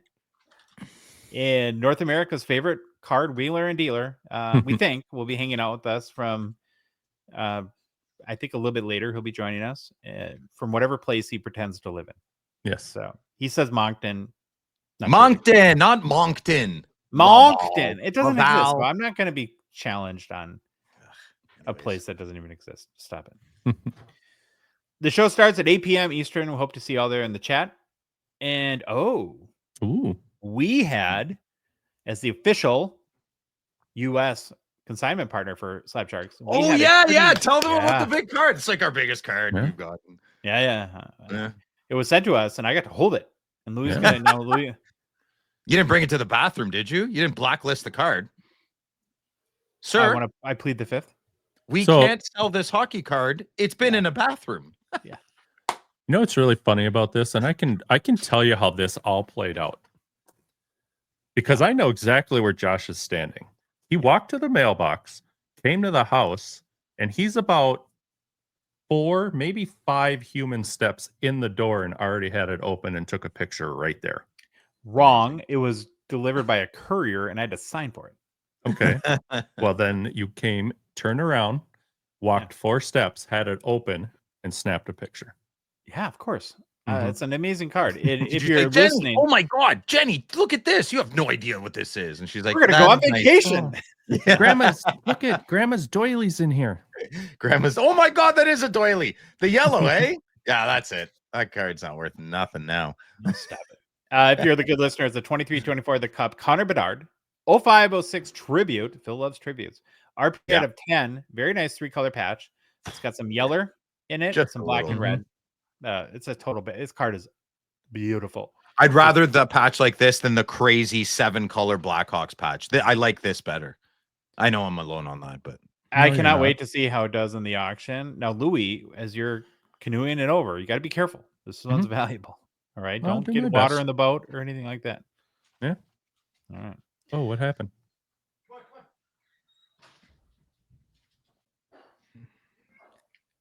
If you happen to be an American and want to help get your car or turn some cards into cash money, well, then see the link in the show description. We can help you get your cards to Slab Sharks, avoiding the hassle, stress, and confusion of international shipping. You just send them to us, and we get them to Slab Sharks HQ for you.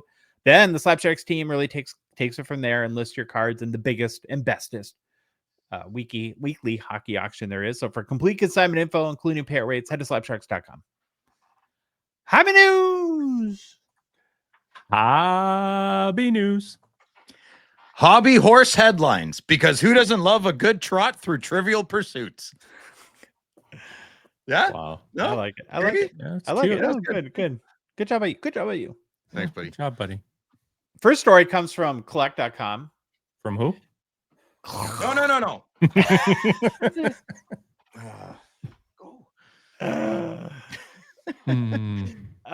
Patrick Ryan, who I know he's like very well known throughout the hobby. I think he's a big collector from down south here in the US. He's kind of the serious type of collector, not the nut job type like we are on this show. Oh, the serious collector. Yeah. So anyways, he bought a piece of paper at like an auction that was signed by Babe Ruth, which is cool, right? And then he got an idea.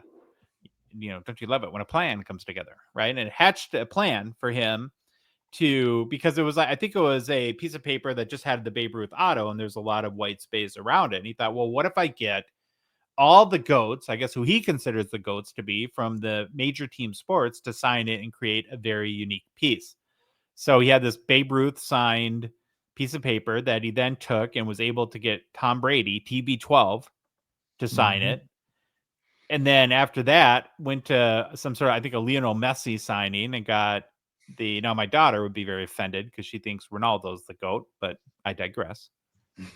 He had Messi sign it, then had Wayner scribble his name on the piece of paper as well. Of course, Wayne Gretzky. And then finished it off with Michael Jordan, who apparently was the toughest one to get. I guess he doesn't like to, he's pretty private or something about this.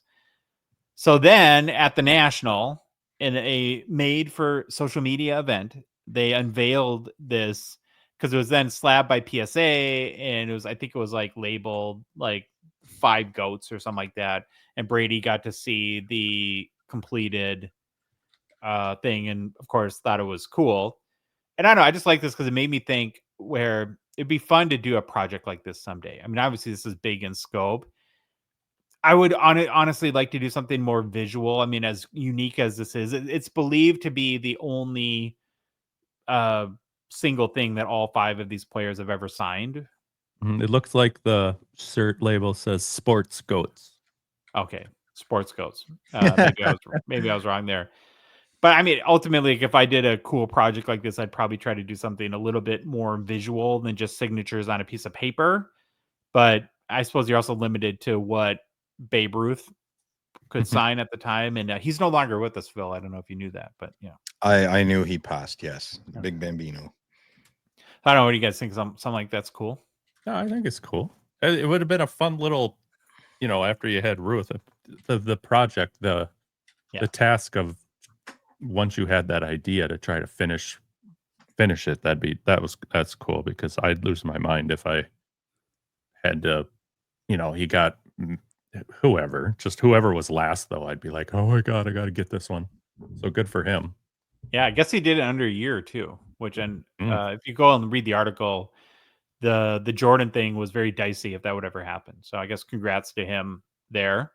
Isn't the Babe Ruth autograph thing a thing? Like his wife signed it, the secretary to the GM of the Yankees. Oh, really? I don't know. Yeah, I've heard that. Lou Gehrig's wife signed a lot for him as well. Oh. Yeah, so something. I don't think Babe Ruth had a secretary. I'm assuming it was the clubhouse attendant, maybe. I don't know. I'm not sure. The equipment manager would do that, I think, at times too, or yeah. Yeah, and I think they said it's only on rare occasions if he's not around. But I don't know. I probably imagine it was probably more often than not. I wouldn't sign anything, but kid, sign the ball for me. I don't care. Really briefly, I just want to touch on this. So the National folks did let everyone know that based on the early returns, that there was a record attendance achieved at this year's show. Apparently, they don't provide exact attendance numbers. I'm not sure why. It's like, why? Sometimes people have weird secrets, right? But they did report there was double-digit growth and a total attendance that exceeded over 100,000 people. Wow. This was the 11th time the show was hosted in Rosemont, Illinois at the Donald Stevens Convention Center. And of course, it'll be back there again next year in 2026 and the following year before heading to Detroit in 2028. And not surprising, just kind of confirms probably what we all expected, that based on how crowded it was. But another good, I think, sign for the hobby that they're officially saying it was a record turnout. Mm-hmm. It's amazing, man. Hobby's alive. Hobby's alive. Okay, now this next one I'm really excited to talk about. I'm not even sure if this has been on your guys' radar, but there is a major deal in pre-war hockey, which again fits in because we've been invested so much time in our Get to Know Your Hall of Famers bit. Mm-hmm. But, first I should mention the story comes from Sports Collectors Daily. Now, while some acknowledge that the 1910, or most do, that the 1910 C56 hockey set is the first hockey card set ever, Recently, though, a near completed set of the 1910 Sweet Corporal hockey postcards, so these are postcards, was shown off at the National by auction company for the love of the game. How many auction companies are there? A lot. Holy moly. Yeah, there's a lot. Then they subsequently auctioned them all away. I think 43 lots in total, the 43 of the 45 produced. Now, these were printed in Britain, and distributed in Canada. They were made in 1910, distributed in Canada in 1911 by the Sweet Corporal Tobacco Company. And they're postcards, like I said, so they're bigger than even modern sports cards, but certainly way bigger than the very small like tobacco cards from the C56, C55, and C57 sets. So they measure at 3 inches, or 3 by 5/16 inches, 5 and 3/8 inches. Now, to give you an example of how rare these are, the George Vezina postcard from this set has been graded by PSA, so we're looking at it 10 times.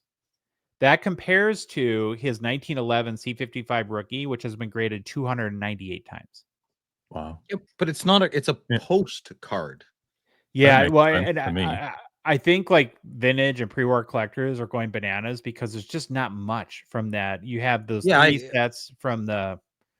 Yeah, it's their museum pieces. I get it, but it doesn't like Daniel Alfredson has postcards from his rookie year. Cool. Well, wait till we get into them up, mail them to your grandma. I don't care. Just wait a second, right? All right. So apparently the last complete set went for well into the 6 figures. Okay. Now, this auction company, for the love of the game, they decided to piece it out. I think they kept a couple for themselves, and so they sold 43 of the 45. The auction ended on August 9th. Now, the Vezina that we're looking at was graded at PSA 4. It fetched the most, which I don't think is a big surprise. $68,400 US for this postcard. Now, Phil, the highest sale ever for a Vezina rookie card, which is in the 1911 C55 set, was a PSA 7 that sold for $61,200. So this is sold for more than any Vezina hockey card ever sold. Incredible. I mean, wow. That's to me, that's memorabilia. That's not really close to hockey cards, you know. Now, the second highest seller was a PSA 3 of Fred Cyclone Taylor. So for $26,400 US, more than double of any public Cyclone Taylor hockey card sale to date.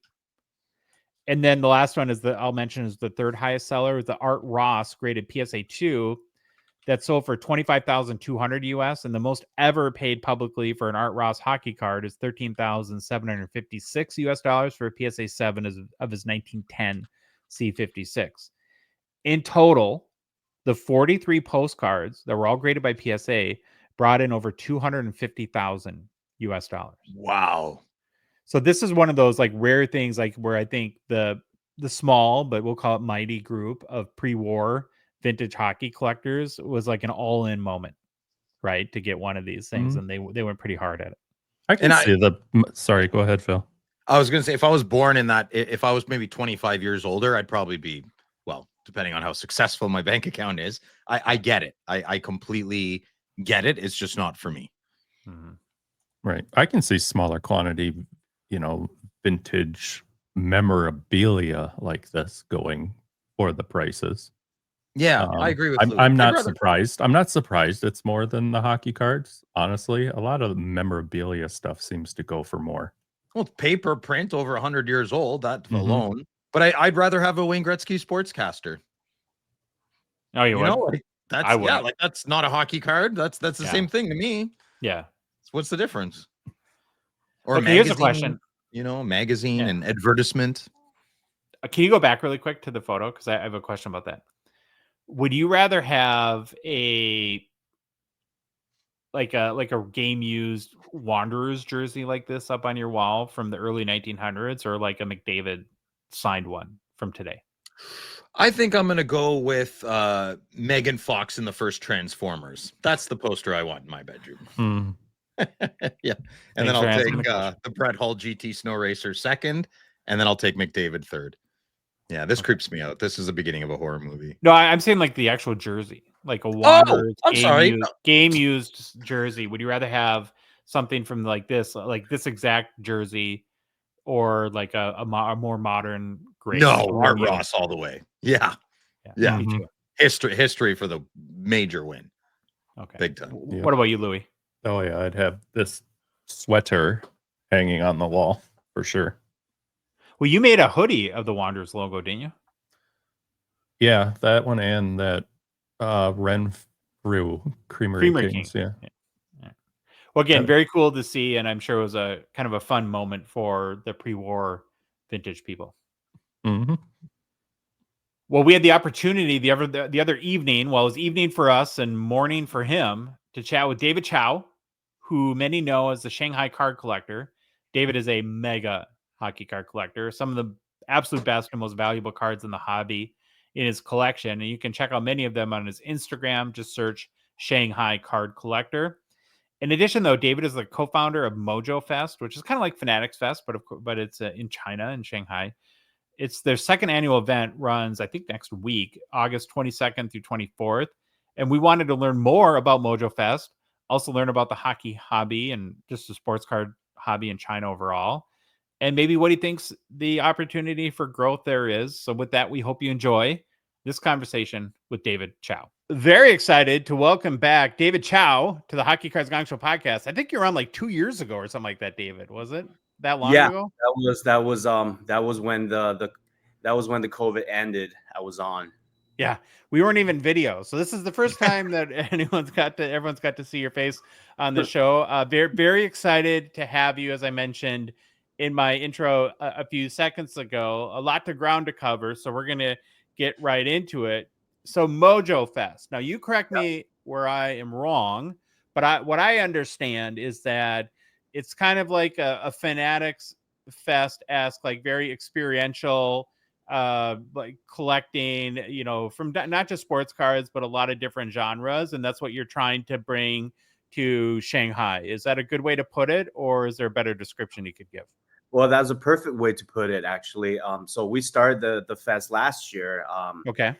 Out of experimental thing, me and my partner, Edison Chen, who's actually a big collector and one of the most famous rapper, actually coming from China. He lives in, he grew up in Vancouver, like me, and then he right now he lives in LA. So so he's a big deal in Asia. He was a guy that pretty much made, promoted, Nike, promoted all those like crazy streetwear. Like a lot of artists like Chau's, a lot of those guys like 20 years ago. So he was like a culture phenomenon. So now he's getting into cards. Well, we collected cards for a long time, but now he's trying to get into this kind of business. So we started the MOJO Fest last year. Okay. And why Shanghai? That's where I live in right now, okay. hence my IG name, the Shanghai Card Collector. Yeah. I'm glad you said that. I'm like, no, I didn't mean like why, like as opposed to like Minnesota. I just meant like in like what makes Shanghai, and other than the proximity to your home, like a very good city in China to hold an event like this. Yeah, I mean, Shanghai has like a huge history of, it's always been like the most metropolitan city in China. In the 20s and 30s last century, it was probably the city, around the world, of the world. So it kind of keeps, this is the city where, all the foreigners, when they come to China, this is where they choose to live and work at. So we think Shanghai is the perfect city for that. Okay. It's all the movies are like, if you're like, oh no, we have to go to China, it's Shanghai, right? Usually it's Shanghai. And a lot of athletes also came from the city, like Yao Ming. He was he grew up in Shanghai. Was 20 million, 25 million? It's a lot of people. I think 24, 25-ish. It's crazy. Yeah, I know, it's wild. I think it's almost the population of Canada. Yeah, probably. Well, that's not saying a whole lot. But okay, so when you put on the event, and I know that like you've done probably events in the art world because you're known for that too. Was it harder to start this event than you thought it was, or had you done so many similar things that it was pretty, I guess, easier than it might have been someone just doing it for the first time? You know what? It's actually, it was a lot easier than I thought it would be, when we did the first edition last year. You know, it was small last year, like about 40, 50 vendors, and but I thought it was gonna be. I didn't know how many people was gonna show up. And because when we were selling tickets, you know, even prior to the day of the opening, we only sold like 500 tickets. So I was a bit worried. I thought it's just going to be one-time thing, and we're just going to have some fun. And then it turned out to be like almost 8,000 people. Wow! Wow! Yeah. For having if you had 50 vendors, they must have been very happy because that's a lot of people. Oh, they were happy because you know, my partner Edison, you know, he was like being the star that he is. You know, he just went to every booth, you know, take pictures with everyone, so everyone just was happy. Yeah. Well, that's amazing. So, what's the difference then between year 1 and year 2? Man, the size, we at least doubled this year, more than doubled. And last year we had like 3-4 brands, actually 5 brands. And then this year we have over 30 brands. Wow. So, so it's going to be like a huge, like even last year when we had those 5 brands, we were basically working with these 5 brands and doing like special sets, special projects and activation stuff. And now this year, imagine 30 brands doing activation together. That's amazing. So what type of brands are coming?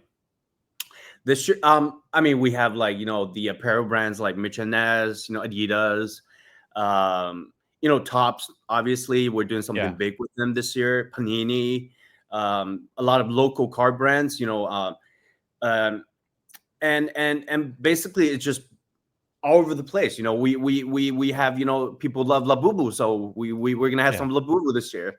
What's Labubu? They're like little like creepy monster stuffed animals. Yeah. So a mammal? Like, is it alive or is it a toy? No, it's a toy. No, it's a plush animal. Oh, cool. Okay, nice.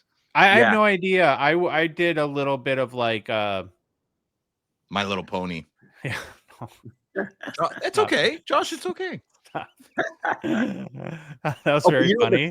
That was really inappropriate, but very funny. No, I did a little bit of like what do we say when we like card muling? I did a little bit of Labubu muling for somebody. So Labubu. Let's start over. What's going on? Do you have any athletes that are going to show up? Was Yao there? We have a lot of athletes. No, Yao, I think he's away. You know, we kind of asked him, people around him. He's not here, but we just officially announced yesterday, we are getting Anthony Edwards, your hometown hero, to Shanghai for the first time. It's his first time to China. I don't know really. Who that is.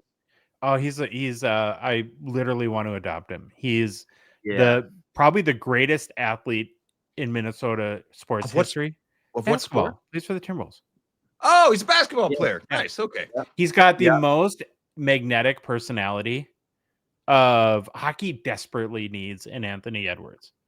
He's got a huge smile, Phil. He is electric. He's unafraid to engage with people, gives the best interviews, the best post-game, you know, interviews, all that sort of stuff.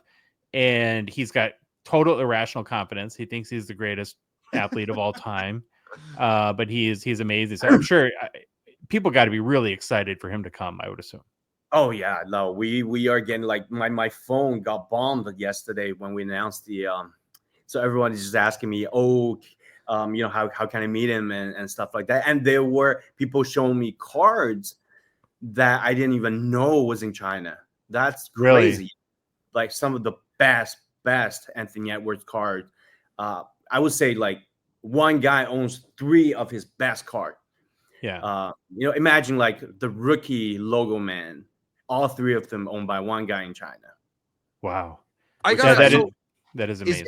Is basketball the main? Okay, so I have some ignorant questions. Like, you were born in Canada, so you like hockey. You know hockey. Does anybody know hockey there, David? Or that's not really like? Are there hockey arenas there with kids playing and they like Connor McDavid?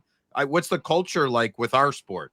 I mean, like there are more and more kids start playing this game because I think parents they think this is a good game, like physically and also you know, they like to toughen up the boys. But but I like what you guys mentioned in your last episode. You know, it's a missed opportunity for NHL in this country. Yeah. The superstar, the celebrities are just not household names. Yeah. Really? Well, okay, Phil, maybe I could jump in, David, and you fill in any gaps or you correct me anywhere I'm wrong, but I think I understand. And I don't know, it was kind of like in the height of his career, the NBA or somebody convinced Kobe Bryant to, and Kobe was born in Italy, and so I think he saw himself as more of a worldly person and cultured and traveled person, and that exploded basketball in China. Like is he the I'm sure Yao, just because he is Chinese, but beyond Yao, is Kobe like the GOAT of basketball in China? I would have to say Kobe. You know, he was the guy. Really? Obviously, before him, Michael Jordan. Yeah, but Kobe for like the 2008 Beijing Olympics. Yeah. That's when everything. Wait, and he really embraced the people of China too, right? And was like very open and this is like what David's talking about, where the NBA is really smart and the NHL are idiots in a lot of things, and that exploded the popularity of basketball. Exploded it. Yeah, I know, it's crazy.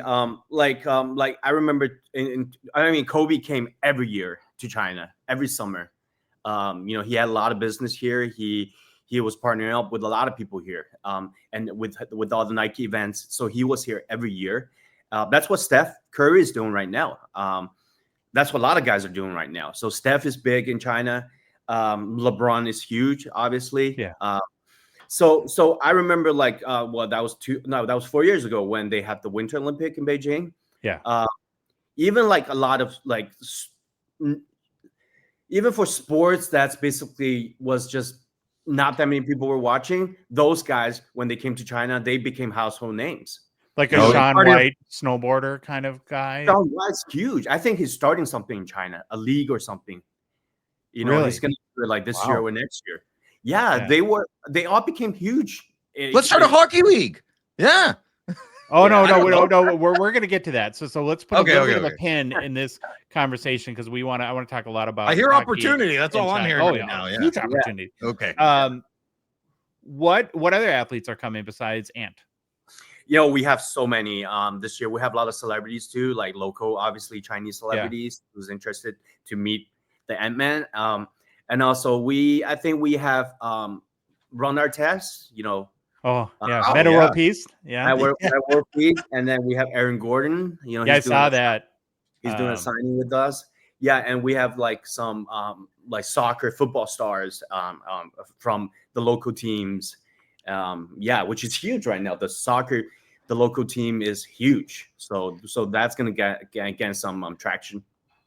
It seems like China in general is very, almost like the United States or North America is very sports centric.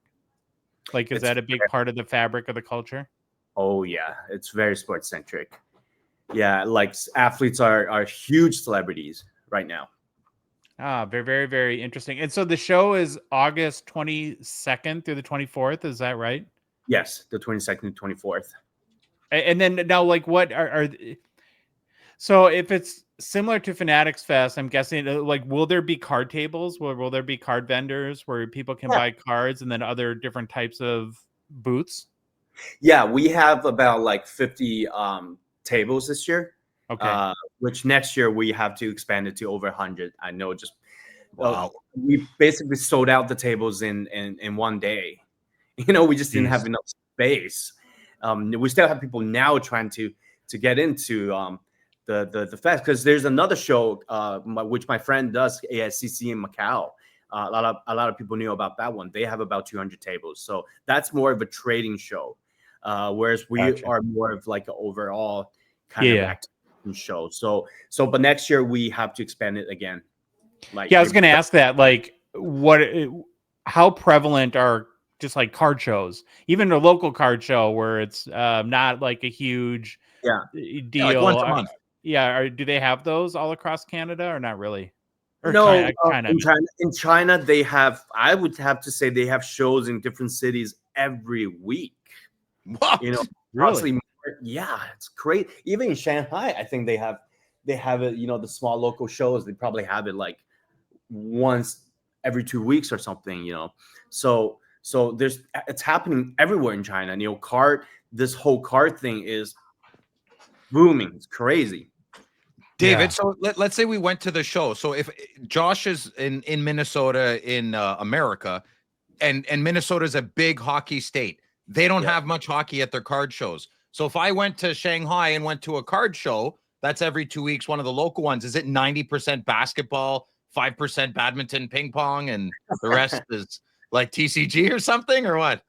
I would have to say predominantly, yes, basketball and soccer. Okay. Soccer. Yeah, good call. You see a lot of baseball, football happening too. I think they're doing a good job. Like NFL is doing a great job promoting the game in China.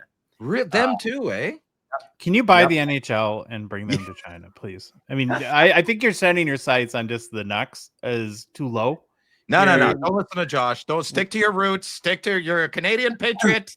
Yeah. We need to. This is going to make me angry a little bit. So of the tables that you have, the 50 or so that'll be at MOJO Fest 2, will there be any hockey vendors? Are you at all? Yeah, I think we have about 2 or 3 that's like there's one basically that's focusing on hockey. Nice. They are also probably one of the biggest eBay consignor from China, but just we probably know him. We probably buy all my cards from him from China. Probably, like 5 Hobby, they're called. You probably seen them on eBay. Saved seller on eBay. Yep. Yeah. So they are participating, and they only focuses on hockey. So they're a great guy. A bunch of his really Instagram is hilarious. It's a really good Instagram. I'm like, I don't really get what's going on over there, but maybe one day I will. Are you gonna bring any of your cards to show off and just to kind of give people a taste of? Because you have nice cards. I do. In this predominantly basketball and soccer world, I don't want my cards to get lost in translation. So I'll probably have some cards to the vendors probably showcase some of my cards. So what about non-sports? Is there so TCG big, like in Pokemon? Pokemon, huge, crazy. Yeah. What about like UFC, MMA? All bigger than hockey, I would have to say at this point. Yeah, okay, that's F1 is huge. I think F1 is I think the biggest collectors are in China. Yeah. And also F1. I don't get tennis. Tennis is doing good. Basically, everything is doing good except hockey. Well, not except for hockey. It's just slow. But you know what? It sounds like people aren't aware of hockey that much. That's I'm sorry. You put 5,000 people that have never seen the game in an arena. You have a scrimmage game with a bunch of slap shots and one timers and body checks. I think some heads are going to turn. They will. I mean, I think like 10 years ago or something, they did a China game. It was the Canucks and the Kings, I remember. I don't know. Like NHL has no, like they had no ability to do anything in terms of marketing and promotion. like you put any game in the city of Shanghai with 20-something million people, you can fill up the stadium. Well, okay. So when we ran into each other at the National, and you showed us some ridiculous cards, by the way, and you were telling us about MOJO Fest. You have no idea what I've been doing behind the scenes. So, Phil, I need you to cross your fingers right now, please. Cross your fingers, Phil.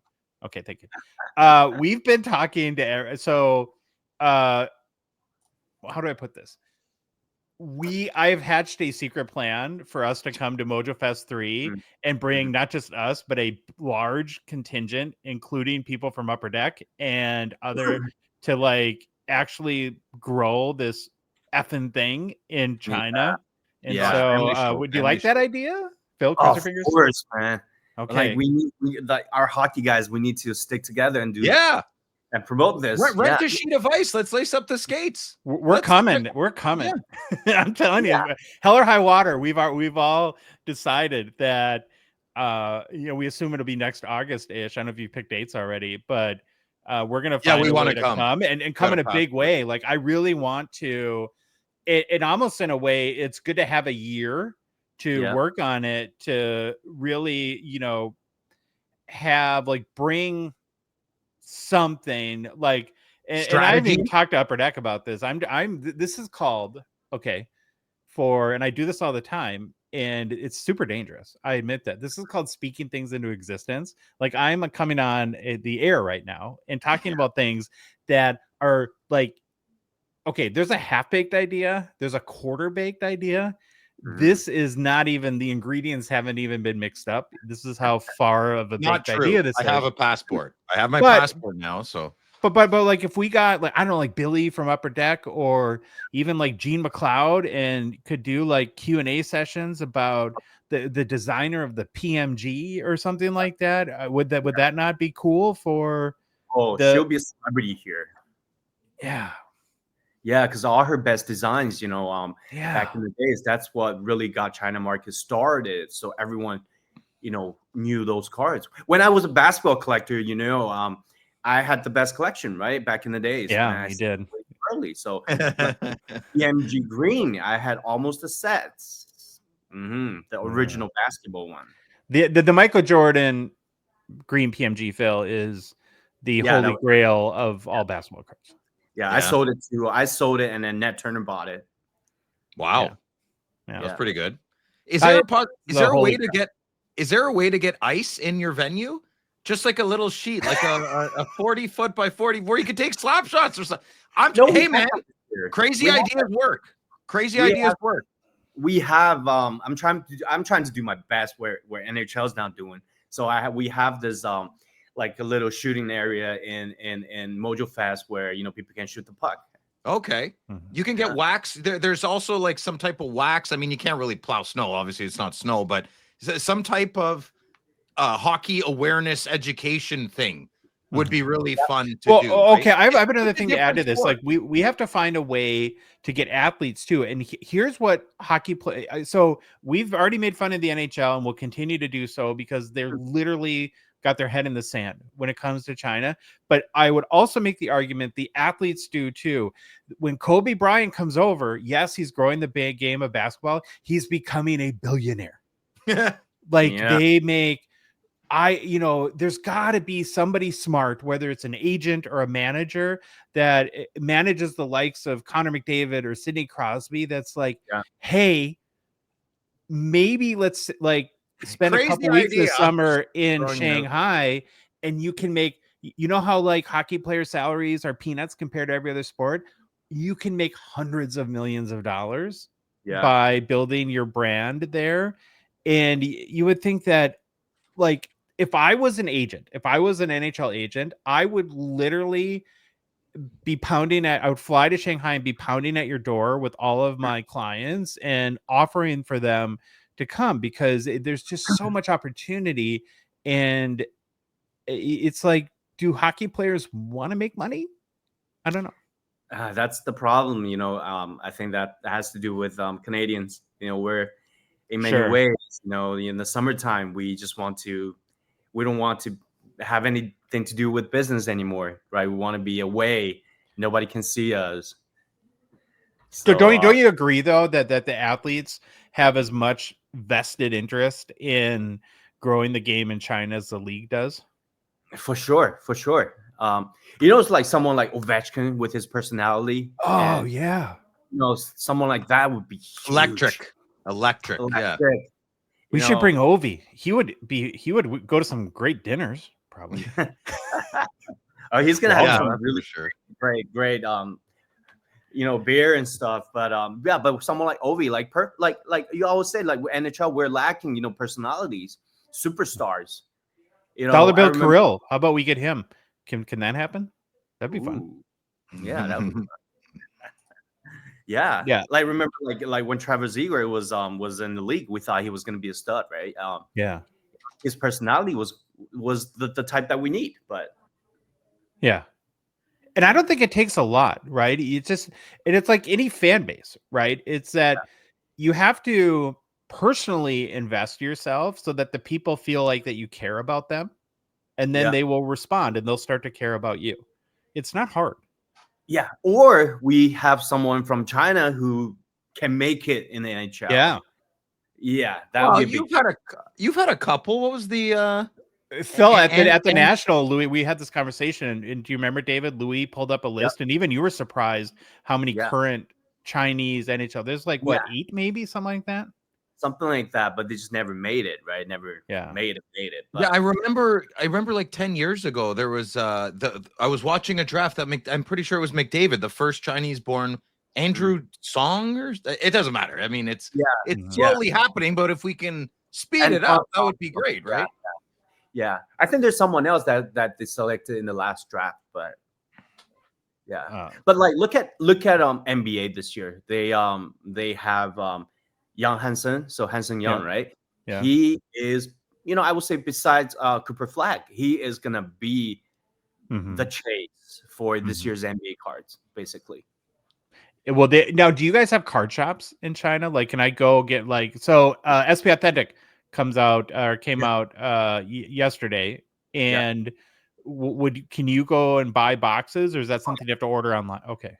Really? No, you can so you get allocation. Okay. Yeah, in Shanghai they have probably in China I believe they have over 500, 600 shops now. What? Yeah. What? Yeah. How are the prices? Like, do you have to pay a premium for them? No, or pretty on par with international prices. Some products might be even cheaper. And because Upper Deck has has been working with some distributors here that's been doing a good job for the last 20 years, and obviously when they had the basketball license. But you could, Josh, tell Upper Deck that hockey is starting to pick up here. So from this. Well, I'm going to tell them a lot of things, and only some will be true. To make this happen. For this year's the Cup, I probably seen over 50, 60 cases being broken online. So maybe more have been sold. I don't know, but yeah. So that's another part where I'm kind of interested, because you have like some technology is similar, some is different. So like, what's the biggest breaking platform in China? Like is it Whatnot, or is there a Whatnot of China? Oh, there is something like that. But there's a couple, I think, but mostly people do it on, Douyin, which is a Chinese version of TikTok. Oh, okay. Oh. Yeah. So I would say, TikTok is probably the biggest platform right now. Gotcha. And then as far as do you guys primarily use eBay to sell to people internationally, or is there eBay transactions within China as well? No, they do it internationally. Obviously, eBay has a big presence in China, and but also there are some Chinese platforms that, like, one's Hobby, Car Hobby. A lot of people knew of them.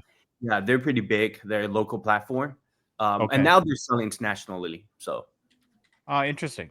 So one of the things that's been definitely noticed since the pandemic, right, and this big sports card boom here in North America, is that not only has the hobby grown, but it's a industry that's become viable to the point where you're starting to get like people with real money interested in creating. You have fanatics come in and buying licenses, and you have institutional investment firms come in and investing big money in the hobby. You have Tom Brady opening up card shops.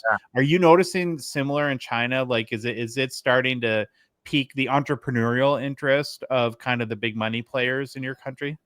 Oh yeah. A lot of celebrities getting into collectibles, especially cards now, because a lot of their kids start collecting cards and they got interested now, right? So it's like when you guys mentioned, My Little Pony, the company that produces My Little Pony cards. Yeah. Hasbro? No, they got toy manufacturers from Hasbro. Yeah, but they are going IPO this year in Hong Kong. I think they're worth over like how much would I say? Like 50 billion US or something? Jeez. Yeah, I don't know. Maybe something like that, a couple billion. Phil's what they call a brony, David. Yeah, brony. Yeah, okay. Let's, Josh, it's over. Sorry. Okay, well, you started it. So like, what do you see as, like, for getting back to MOJO Fest for a little bit, like, what's the potential of something like this? I can't even see the end. How about 5 years? Where do you want this in 5 years, including next year? Ooh. Well, we're there, of course. Yeah, you guys are there. We can make China the second hockey market in the world. I would hope it can become something like, I'm not trying to copy, Fanatics Fest or National. No, copy them. Who cares? But I want to be something to have the kind of influence that, San Diego Comic-Con can have on the market. That would be amazing. Love it. We're having some movie like premiere they're gonna do the promotion in MOJO Fest with their collectibles. So I wanted to expand into like a more pop culture side where it's like car meets with Complex Con or and Comic Con, that kind of stuff. You can appeal to every sort of hobby, personality, passion that people have. Do you see yourself ever taking the MOJO Fest brand outside of Shanghai, or do you think that there's enough opportunity there to just keep growing it where you are? I think eventually we will, but right now we just want to focus and make this one edition big and good, and then we'll think about like doing something else. But what about the venue? So is it going to be this year in the same venue it was last year, or are you expanding? Do you have your eyes set on something else? No, we're expanding this year. We last year was somewhere else, but this year we went to like this convention center, but we still think it's not big enough. So I love it. Good, yeah. So yeah, we're bringing a lot of people, David. You better you better make some room for us. We're do you expect like any people like traveling to come either from other parts of China or internationally to come to? No, I've heard like some people from America, from Canada, they might come. Like they told me they're gonna come, so maybe they will. I know Spinotron, you guys all know Spinotron, big Kobe collector. He's coming. He's gonna actually be one of the judge for us because we also have this MOJO 50 thing, which is like people submit the cards and we kind of select 50 of the best cards that people select it every year. I like that. Yeah. Oh, fun. Can we be? If you do hockey, can I be a hockey judge? Oh, please do. Yeah. We actually have one hockey in this year's MOJO Fest, so it's like a Nathan McKinnon shield, and I offered the guy if he wants to sell it. He doesn't want to sell it. How is that over there? How is a Nathan McKinnon shield in Shanghai right now? What is happening? The world got really small, man. That's good. I mean, it's great for the hobby. So as a person that has never been to China or Shanghai, like what do you think that I would be most impressed by coming to your city? Josh, you're gonna sorry, David. Josh is a selfish American, so you go anywhere. You go to Hungary, you're gonna be like, oh my god, it's so different here. I will be much more comfortable there, and I'll love it. Sorry, go ahead. I think it's it's first of all, I think there's probably it's I think it's 2 week or 3 weeks visa free now in China. Definitely for Canadians. Maybe we get along. We have to check, but it's not hard to get visas right now. So but you're gonna get definitely some culture shock, but not as much as you would imagine. Because I always say China and America is the same. Yeah. Okay. Oh, both got big egos. Could we do a podcast from the show with? Oh yeah, you could. I would hope so. I wouldn't want to do it. Oh man, anything. And Shanghai is very metropolitan, is it not? Like it's got a lot of Western influence in it as well. It's almost, and don't you guys almost have a different, not Cantonese, Mandarin dialect? No, Shanghainese, but usually kids now they just speak Mandarin. So it's, but a lot of people here speak English. You're gonna see a lot of expats here, and there's McDonald's, KFC, every corner of the streets. You have your Shake Shack. Louis will be happy. All kinds of pizza.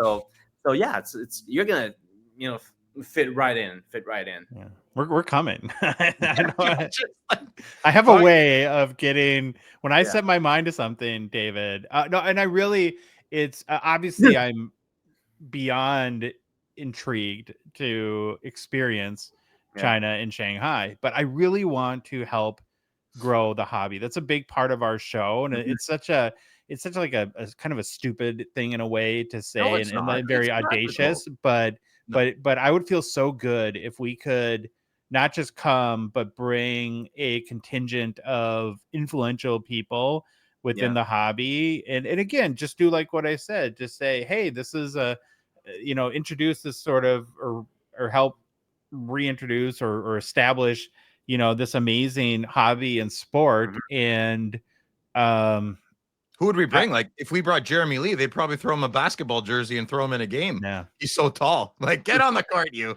He's like 6'6". Oh, I have a list of that I've already been making. You could. How many times have I talked about this, Phil, in the last 2 weeks? It's Gosh, like, shut up about this. It's very annoying. Every morning. Are you excited? I've been talking to a couple guys, Les, Karn. They're all interested to come. Oh, no. Karn said he's coming. Oh, yeah. He's in. Okay, good. Yeah. When Josh gets pools of sweat underneath his eyes, he's really excited. Yeah. No, and we're gonna have like I'll find a way. Like we're gonna have like I don't know if it'll be like by next year. Who knows where AI will be? We gotta go for a week though. But like whenever we walk in the door, it's gonna be like you ever see like the Romeo and Juliet where it goes like the boys, right? Where the hockey boys. Yeah, that's true. It's my fantasy, so don't I know it'll be happen. It's just keep manifesting, Madigan. Keep manifesting. David will hook it up. Yeah, no, it's really cool what you're doing, obviously. It's passionate, man. It's beautiful. Yeah, and I think that it's obviously a big opportunity, and you've been involved in the hobby for many, many, many years. And so I don't know. Had you thought about doing this a long time before you finally just decided to take the plunge? Yeah, I mean, I'm 40 this year, so just past 40. I just always want to do something for cards, something fun, not like it's not like a career thing for me. It's back almost, right? Passion thing, yeah. Like I didn't want to work as hard anymore. I want to get back to the roots. I want to have some fun. So enjoy your fruit, brother. Enjoy the hard work you put in, right? And watch it when you're at Mojo. You're gonna have a moment, David. Maybe not this one or the next one, but like in your 5-year plan, you're gonna have a personal moment, and you're just gonna look around. And I hope you get that warm feeling of all your accomplishments coming to fruition, brother. It will happen for sure. Yeah, we'll come back. Well, 5 years later, we'll do another. Okay, good. Revisit show. Yeah, awesome. Okay, so if you got like 78,000 people, Mojo Fest #1. What's your goal? Like what would make you feel real happy for this year? I think we're definitely going to get past 20,000, maybe even approaching 30. Yeah, that's amazing, dude. That's awesome. Yeah. Congratulations. It's phenomenal. Super cool. And then it's bigger than all hockey arenas. Think of it now. That way, right? Now, would you want to do a signing with Captain Chaos Conundrum Idiot Mustache Boy? We don't have a name yet. He's in origin mode. So. I can send you a video. He could make an appearance. He could be. Wouldn't that be funny if you did that and you became this huge celebrity and then you ditched us and you moved to China and you had to wear that dopey costume every day? Just need a stepmom for Hasselhoff taking applications. Chinese people, they love to line up for whatever, If for silly stuff, I like being silly. I just put Phil there, and then people didn't even know who he was, but people's gonna line up when they see people lining up, and they're gonna make him such a big celebrity. Trust me. I love it. I do know one of your celebrities, Nini. Is that how you say her name, Nini? Oh, she's hot. Yeah, dude, she's amazing. Oh my gosh. Okay. Well, tell me about Nini. I don't know anything about Nini. What do you mean? What's there not to know? Well, what does she do? Like, is she an actress, singer? Yeah, she's a movie star. Yeah, she's a movie star. She was in a couple of movies. The Flowers of War. I watched. It was saw that one, eh? Christian Bale. Yeah, it was so good. And she was in another really cheesy movie called Warriors Gate or something. Oh my god, I love her. She's the best. You just love her so much that you just see a movie with her in it and you're like, I'm in. Yeah. It's pretty much like Stallone. I'll watch anything with him in it. I'll watch anything with Nini in it. Yeah, she's beautiful. You don't have her contact. I actually met her twice. Yeah. Oh my god. How do you get her to Mojo Fest? Well, no, stop. Would that be a tough get? Maybe I should ask her. Maybe I should invite her. But I know maybe. See what happens. I think she has a new movie coming up. So good guy to know, David. I'm picking that up right now. Good guy to know. So my friend Phil.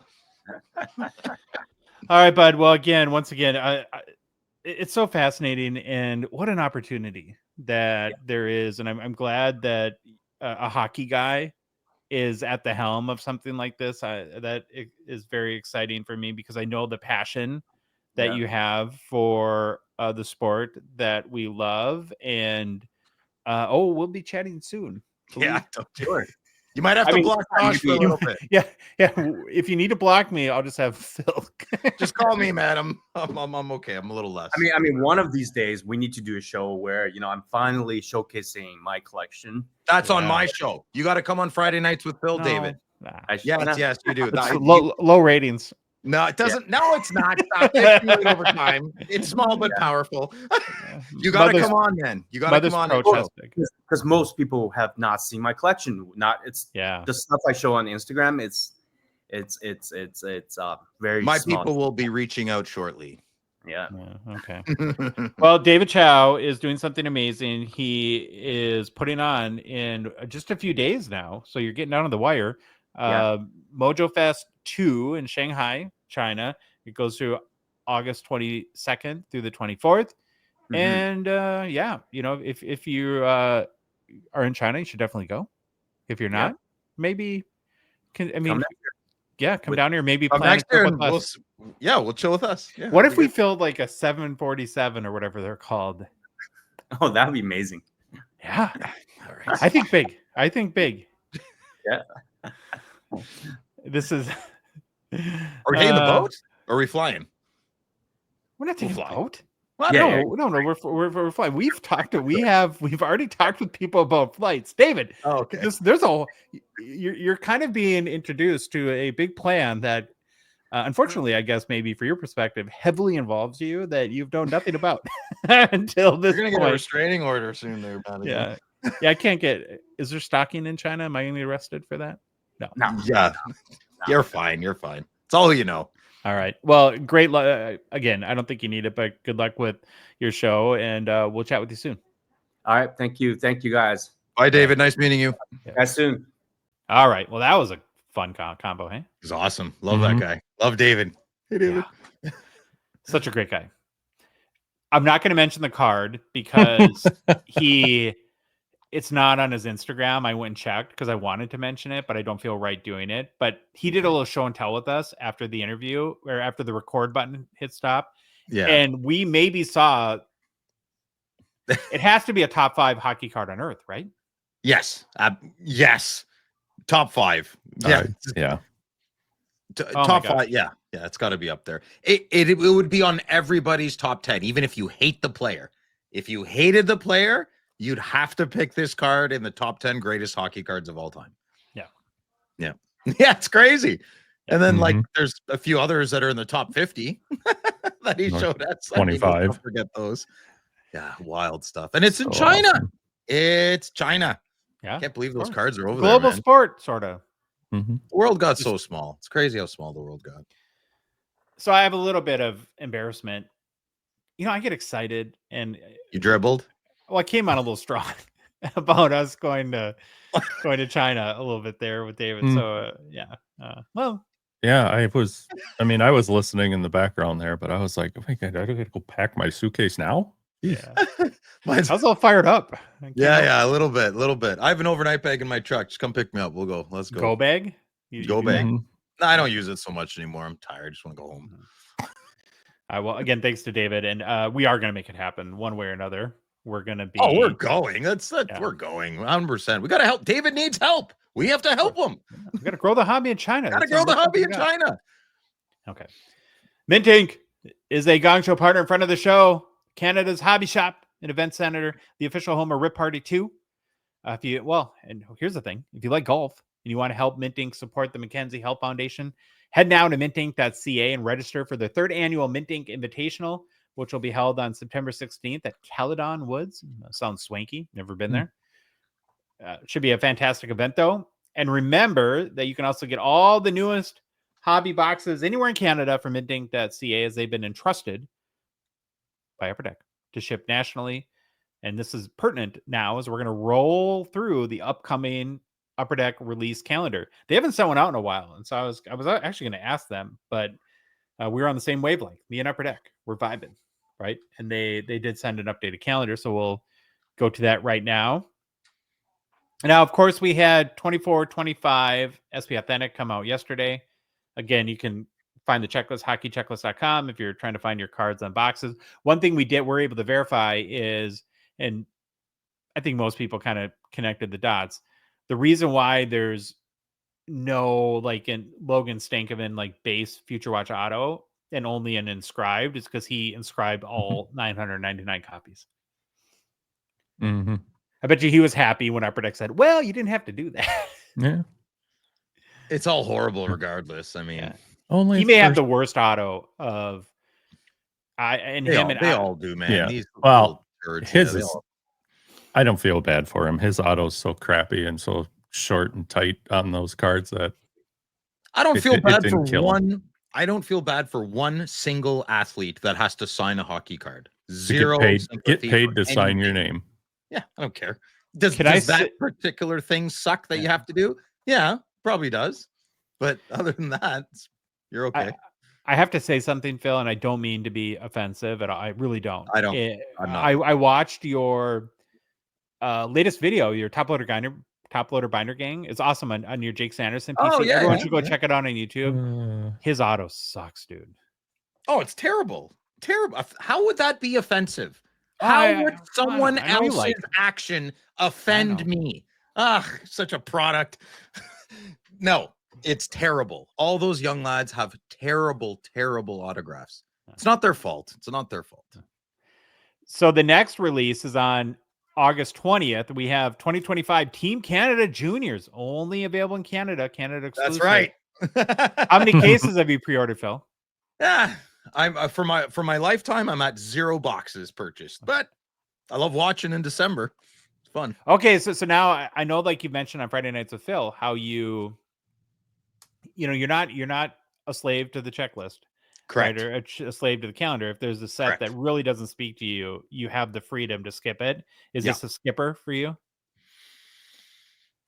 I don't want it to be. Every year I have plans of grandeur to buy a few boxes, and I'm just like, I can't do it. I can't do it. I'd rather buy flagship. Yeah. Well, it's cool to get a Gavin McKenna card like now because there are no NHL cards, but I'll be honest, it's the cage. You can't see their faces. They all look the same. Yeah. That's a big part of it. And like, I like celebrating top level. They're still trying to get it, Like, I don't know. I don't know if that's coming out right. I'm not interested in Team Canada Junior cards. I love my country and I love the way Canada cards look, but there's something about it. Same with CHL cards. The same thing, but yeah. Then on August 27th, that's when 24-25 Clear Cut comes out again. Dave gets divorced and then remarried for that weekend. Yep. Yes. Yeah. Same day as 25-26 MVP Retail. So what would you rather open, MVP Retail or Team Canada Juniors? MVP Retail. Really? Neither. And I don't keep the money and go to get a donut. Well, you have to open one. You don't have a choice. I'd probably open Canada Juniors. MVP was really bad. Yeah, because then my thought process with that is then I would get to know some of the players for the upcoming season. Yeah. Cole and I watch. Well, he probably won't this year, but that's a big Christmas thing. We like to watch the tourney every year. Oh, he won't have time for you on Christmas even? Probably not. He knows everything, so It's just 17, man. That's all. Mistletoe's hanging all over the city there. I just keep one in my truck. I hear you. Well, you're never gonna get it back. And then on Labor Day here in the U.S., well, just after Labor Day, I think the Thursday, when there's a holiday week, they move the release date from Wednesday to Thursday. We have the Chicago Blackhawks Centennial set. We have another Centennial of an original 6 team. Should be some amazing cards in it. Hawks legend Bobby Orr, right? Ooh. Hawks legend? Well, I mean, it technically works, I guess. Yeah. No, I'm sure that there'll be some awesome cards in it. And then lastly, this isn't exactly a hockey release. I was like, what is this? When I saw the name, so I had to go look it up. 2025 Allure SE comes out on September 10th. It's an all-sport release from Upper Deck, and there, I guess, continued efforts to branch out Allure beyond hockey. Like, I know there's an AEW set that they do now for Allure. it made me think, like, I wonder how these all multi-sport products do for them. Like, they had, like, what was it? Skybox or Metal Universe Champions was one, and Goodwin's Champions, I guess, would be, it has like trees and stuff in it, but multi-sport too. I don't know. Has that ever appealed to you guys? Like a multi-sport box? I bought the Metal Universe one, and it was interesting. I don't think I'll do it again. Yeah. It as long as they have, I didn't know 2/3 of the people, right? That was the problem. If it was like 90s legends, yeah, that'd be cool. I know Scottie Pippen, Charles Barkley, you know. Sure. Mm-hmm. Yeah, this stuff's, I don't know, maybe it's me whining, but this stuff's too expensive for me not to buy something at least I know everybody in. I don't want to play Russian roulette and be like, oh, who's this volleyball player? Yanastava Kornikovic mama, like the tennis player that you've never heard of or whatever. Some figure skater or something. Yeah. Sounds good. All right, well, that's what's coming up, right? So really over the next month, that's what we have to look forward to. You can pre-order it all at Minting. I'll be picking up the Blackhawk Centennial set. I'll tell you that. Really? I think that one. Oh yeah, sweet. For sure. The Boston one was great. I'm not giving one away. Not that generous on that one, but I'm going to buy one for me and open it. Yeah, the Boston one was a great rip. Big fan. Yeah. Very nice cards. Okay, personal pickups brought to you by Gongshow partner and sponsor Pather. Pather is the producer of the Ultimate Holder. It's an acrylic card holder that, in our opinion, is superior to your grandma's old poopy one-touch holder. Mm-hmm. Or Aunt Ruth. Yeah, Ruth, yeah. Acrylic is the bomb diggity, as Louis likes to say all the time. It's one of his key catchphrases over and over.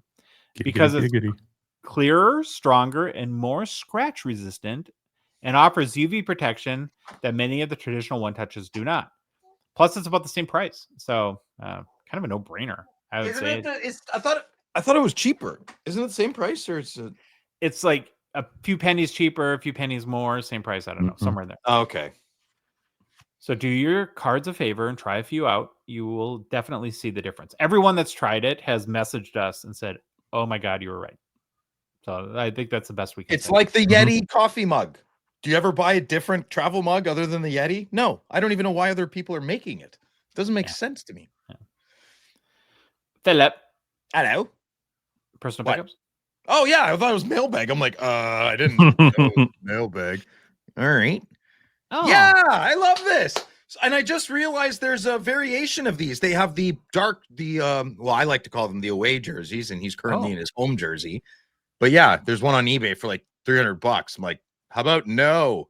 Yeah. Anyways, I'll stick with the white jersey. Yeah, I'll stick with the white jersey common. And big fan of this. Big Head Crosby. Yeah, I love this silly stuff. That's my pickup. Yeah. I forgot what set was this from? I don't know. It's like credentials. You're the checklist guy. I know. What me for? I suck at it. Oh, I have it right here. I think it's extended. There you go. Oh, yeah, extended. I knew that. Yeah, extended. All right. Baba Louie? Hold on to your hats, boys. You will not believe it. I completely killed personal pickups. Oh, again. What did you do? Oh my gosh. Killed it. All right, nailed it. I'm kidding. Let's go. Had to add to the collection here. I finally picked up a 23-24 the cup base out of 249 Nico Hischier. First base card ever shown on the Gong Show. Wow, these are not your. No, I know. I'm just breaking balls, huh? Yeah. No, ever since you got me on that, Phil, now I'm. How many do you have now? I have all of Hischier's. Do you have 249? No, dummy. Oh, every year. Yeah. Oh, okay. No, but cost you what, like $16? No. No, dude, they were going for $25-$30 forever. And I'm like, come on, you guys, this is nuts. Stop it. So I found this one for $5. You jerk. Yeah, that's a good. How dare you insult me by saying it's $1? Yeah. $5, Phil. Well, very special personal pickups for me because I have a card I love so much. Did you kill it too? Be that Bedard, dude, because it's not your card. It's a. Well, I picked up a Connor Bedard. It was sent to my house. What can I say? It's a 2012 Fleer Retro Super Mario Lemieux Noise Boys. It's raw. It's beautiful. Glad to find it in a nice raw copy. It does look smashing here in the Ultimate holder, I have to say. And got this card with cash money from selling stuff I really didn't want on Slab Sharks. I am addicted. Like, I'm going through my kids' rooms and finding stuff to sell on Slab Sharks to get cards that I want. Sam, why didn't you put these in a top loader 5 years ago? And I told you to. You're such an idiot. Yeah. It's amazing, and it's just because all that stuff just sits around, and it's like it's a pain. And when you can not have to spend like any like more real money, it's all real money, but get a card like this that I've always wanted and lucked out with a nice copy. Very happy to do that. So, what'd you pay? Tell us. Too much, probably. I don't know. 200 maybe. Is that too much? Is that good? Yeah. I don't know. I'm not a Noise Boys guy. No, these are not the ones you can bend. So don't try it when you see it, Phil. Yeah, bro. Don't hand it to me then. I've never had die cut, eh? Yeah, it's awesome. Yeah, love the foiling on them. Garbage, isn't it, Phil? Is it shiny? Oh yeah. Yeah. I don't know. Too many pixels there. Oh, stop you. All right. If you like the episode, please leave a rating, review on Apple, Spotify, whatever podcast app you listen to us on. If you love the show, you want to support us, you want to chat with Louie. He likes to chat on the Hockey Cards Gongshow Discord server. Please consider $5 a month donation. Join at $999. Support level tier on Patreon. Link is in the show description, in our Instagram, TikTok profiles, on our website, hockeycardsgongshow.com. And you go to Patreon directly, patreon.com, and just search for us. We are the Hockey Cards Gong Show. Follow us on social media. We're on Instagram, Facebook, TikTok, Twitter, and YouTube. And boys, the Hockey Cards Gong Show podcast is a production of Dogbox Ventures, LLC. Have an amazing weekend. Enjoy what's left of summer. And what are you doing? Probably. Take us out. Bye. Yo, it's the Gong Show. We're dropping the facts. Hockey cards on fire. No holding us back. Josh looking sharp, the face of the scene. Feeling pork chop pants, rocking it clean. Baba Louie in the booth, he's the man with the plan. The best producer in all the land. Gong Show Nation, let's hit the flow. It's the Hockey Cards Gong Show. Let's go, let's go. Wanna say the minute show. I'll try anything a few times.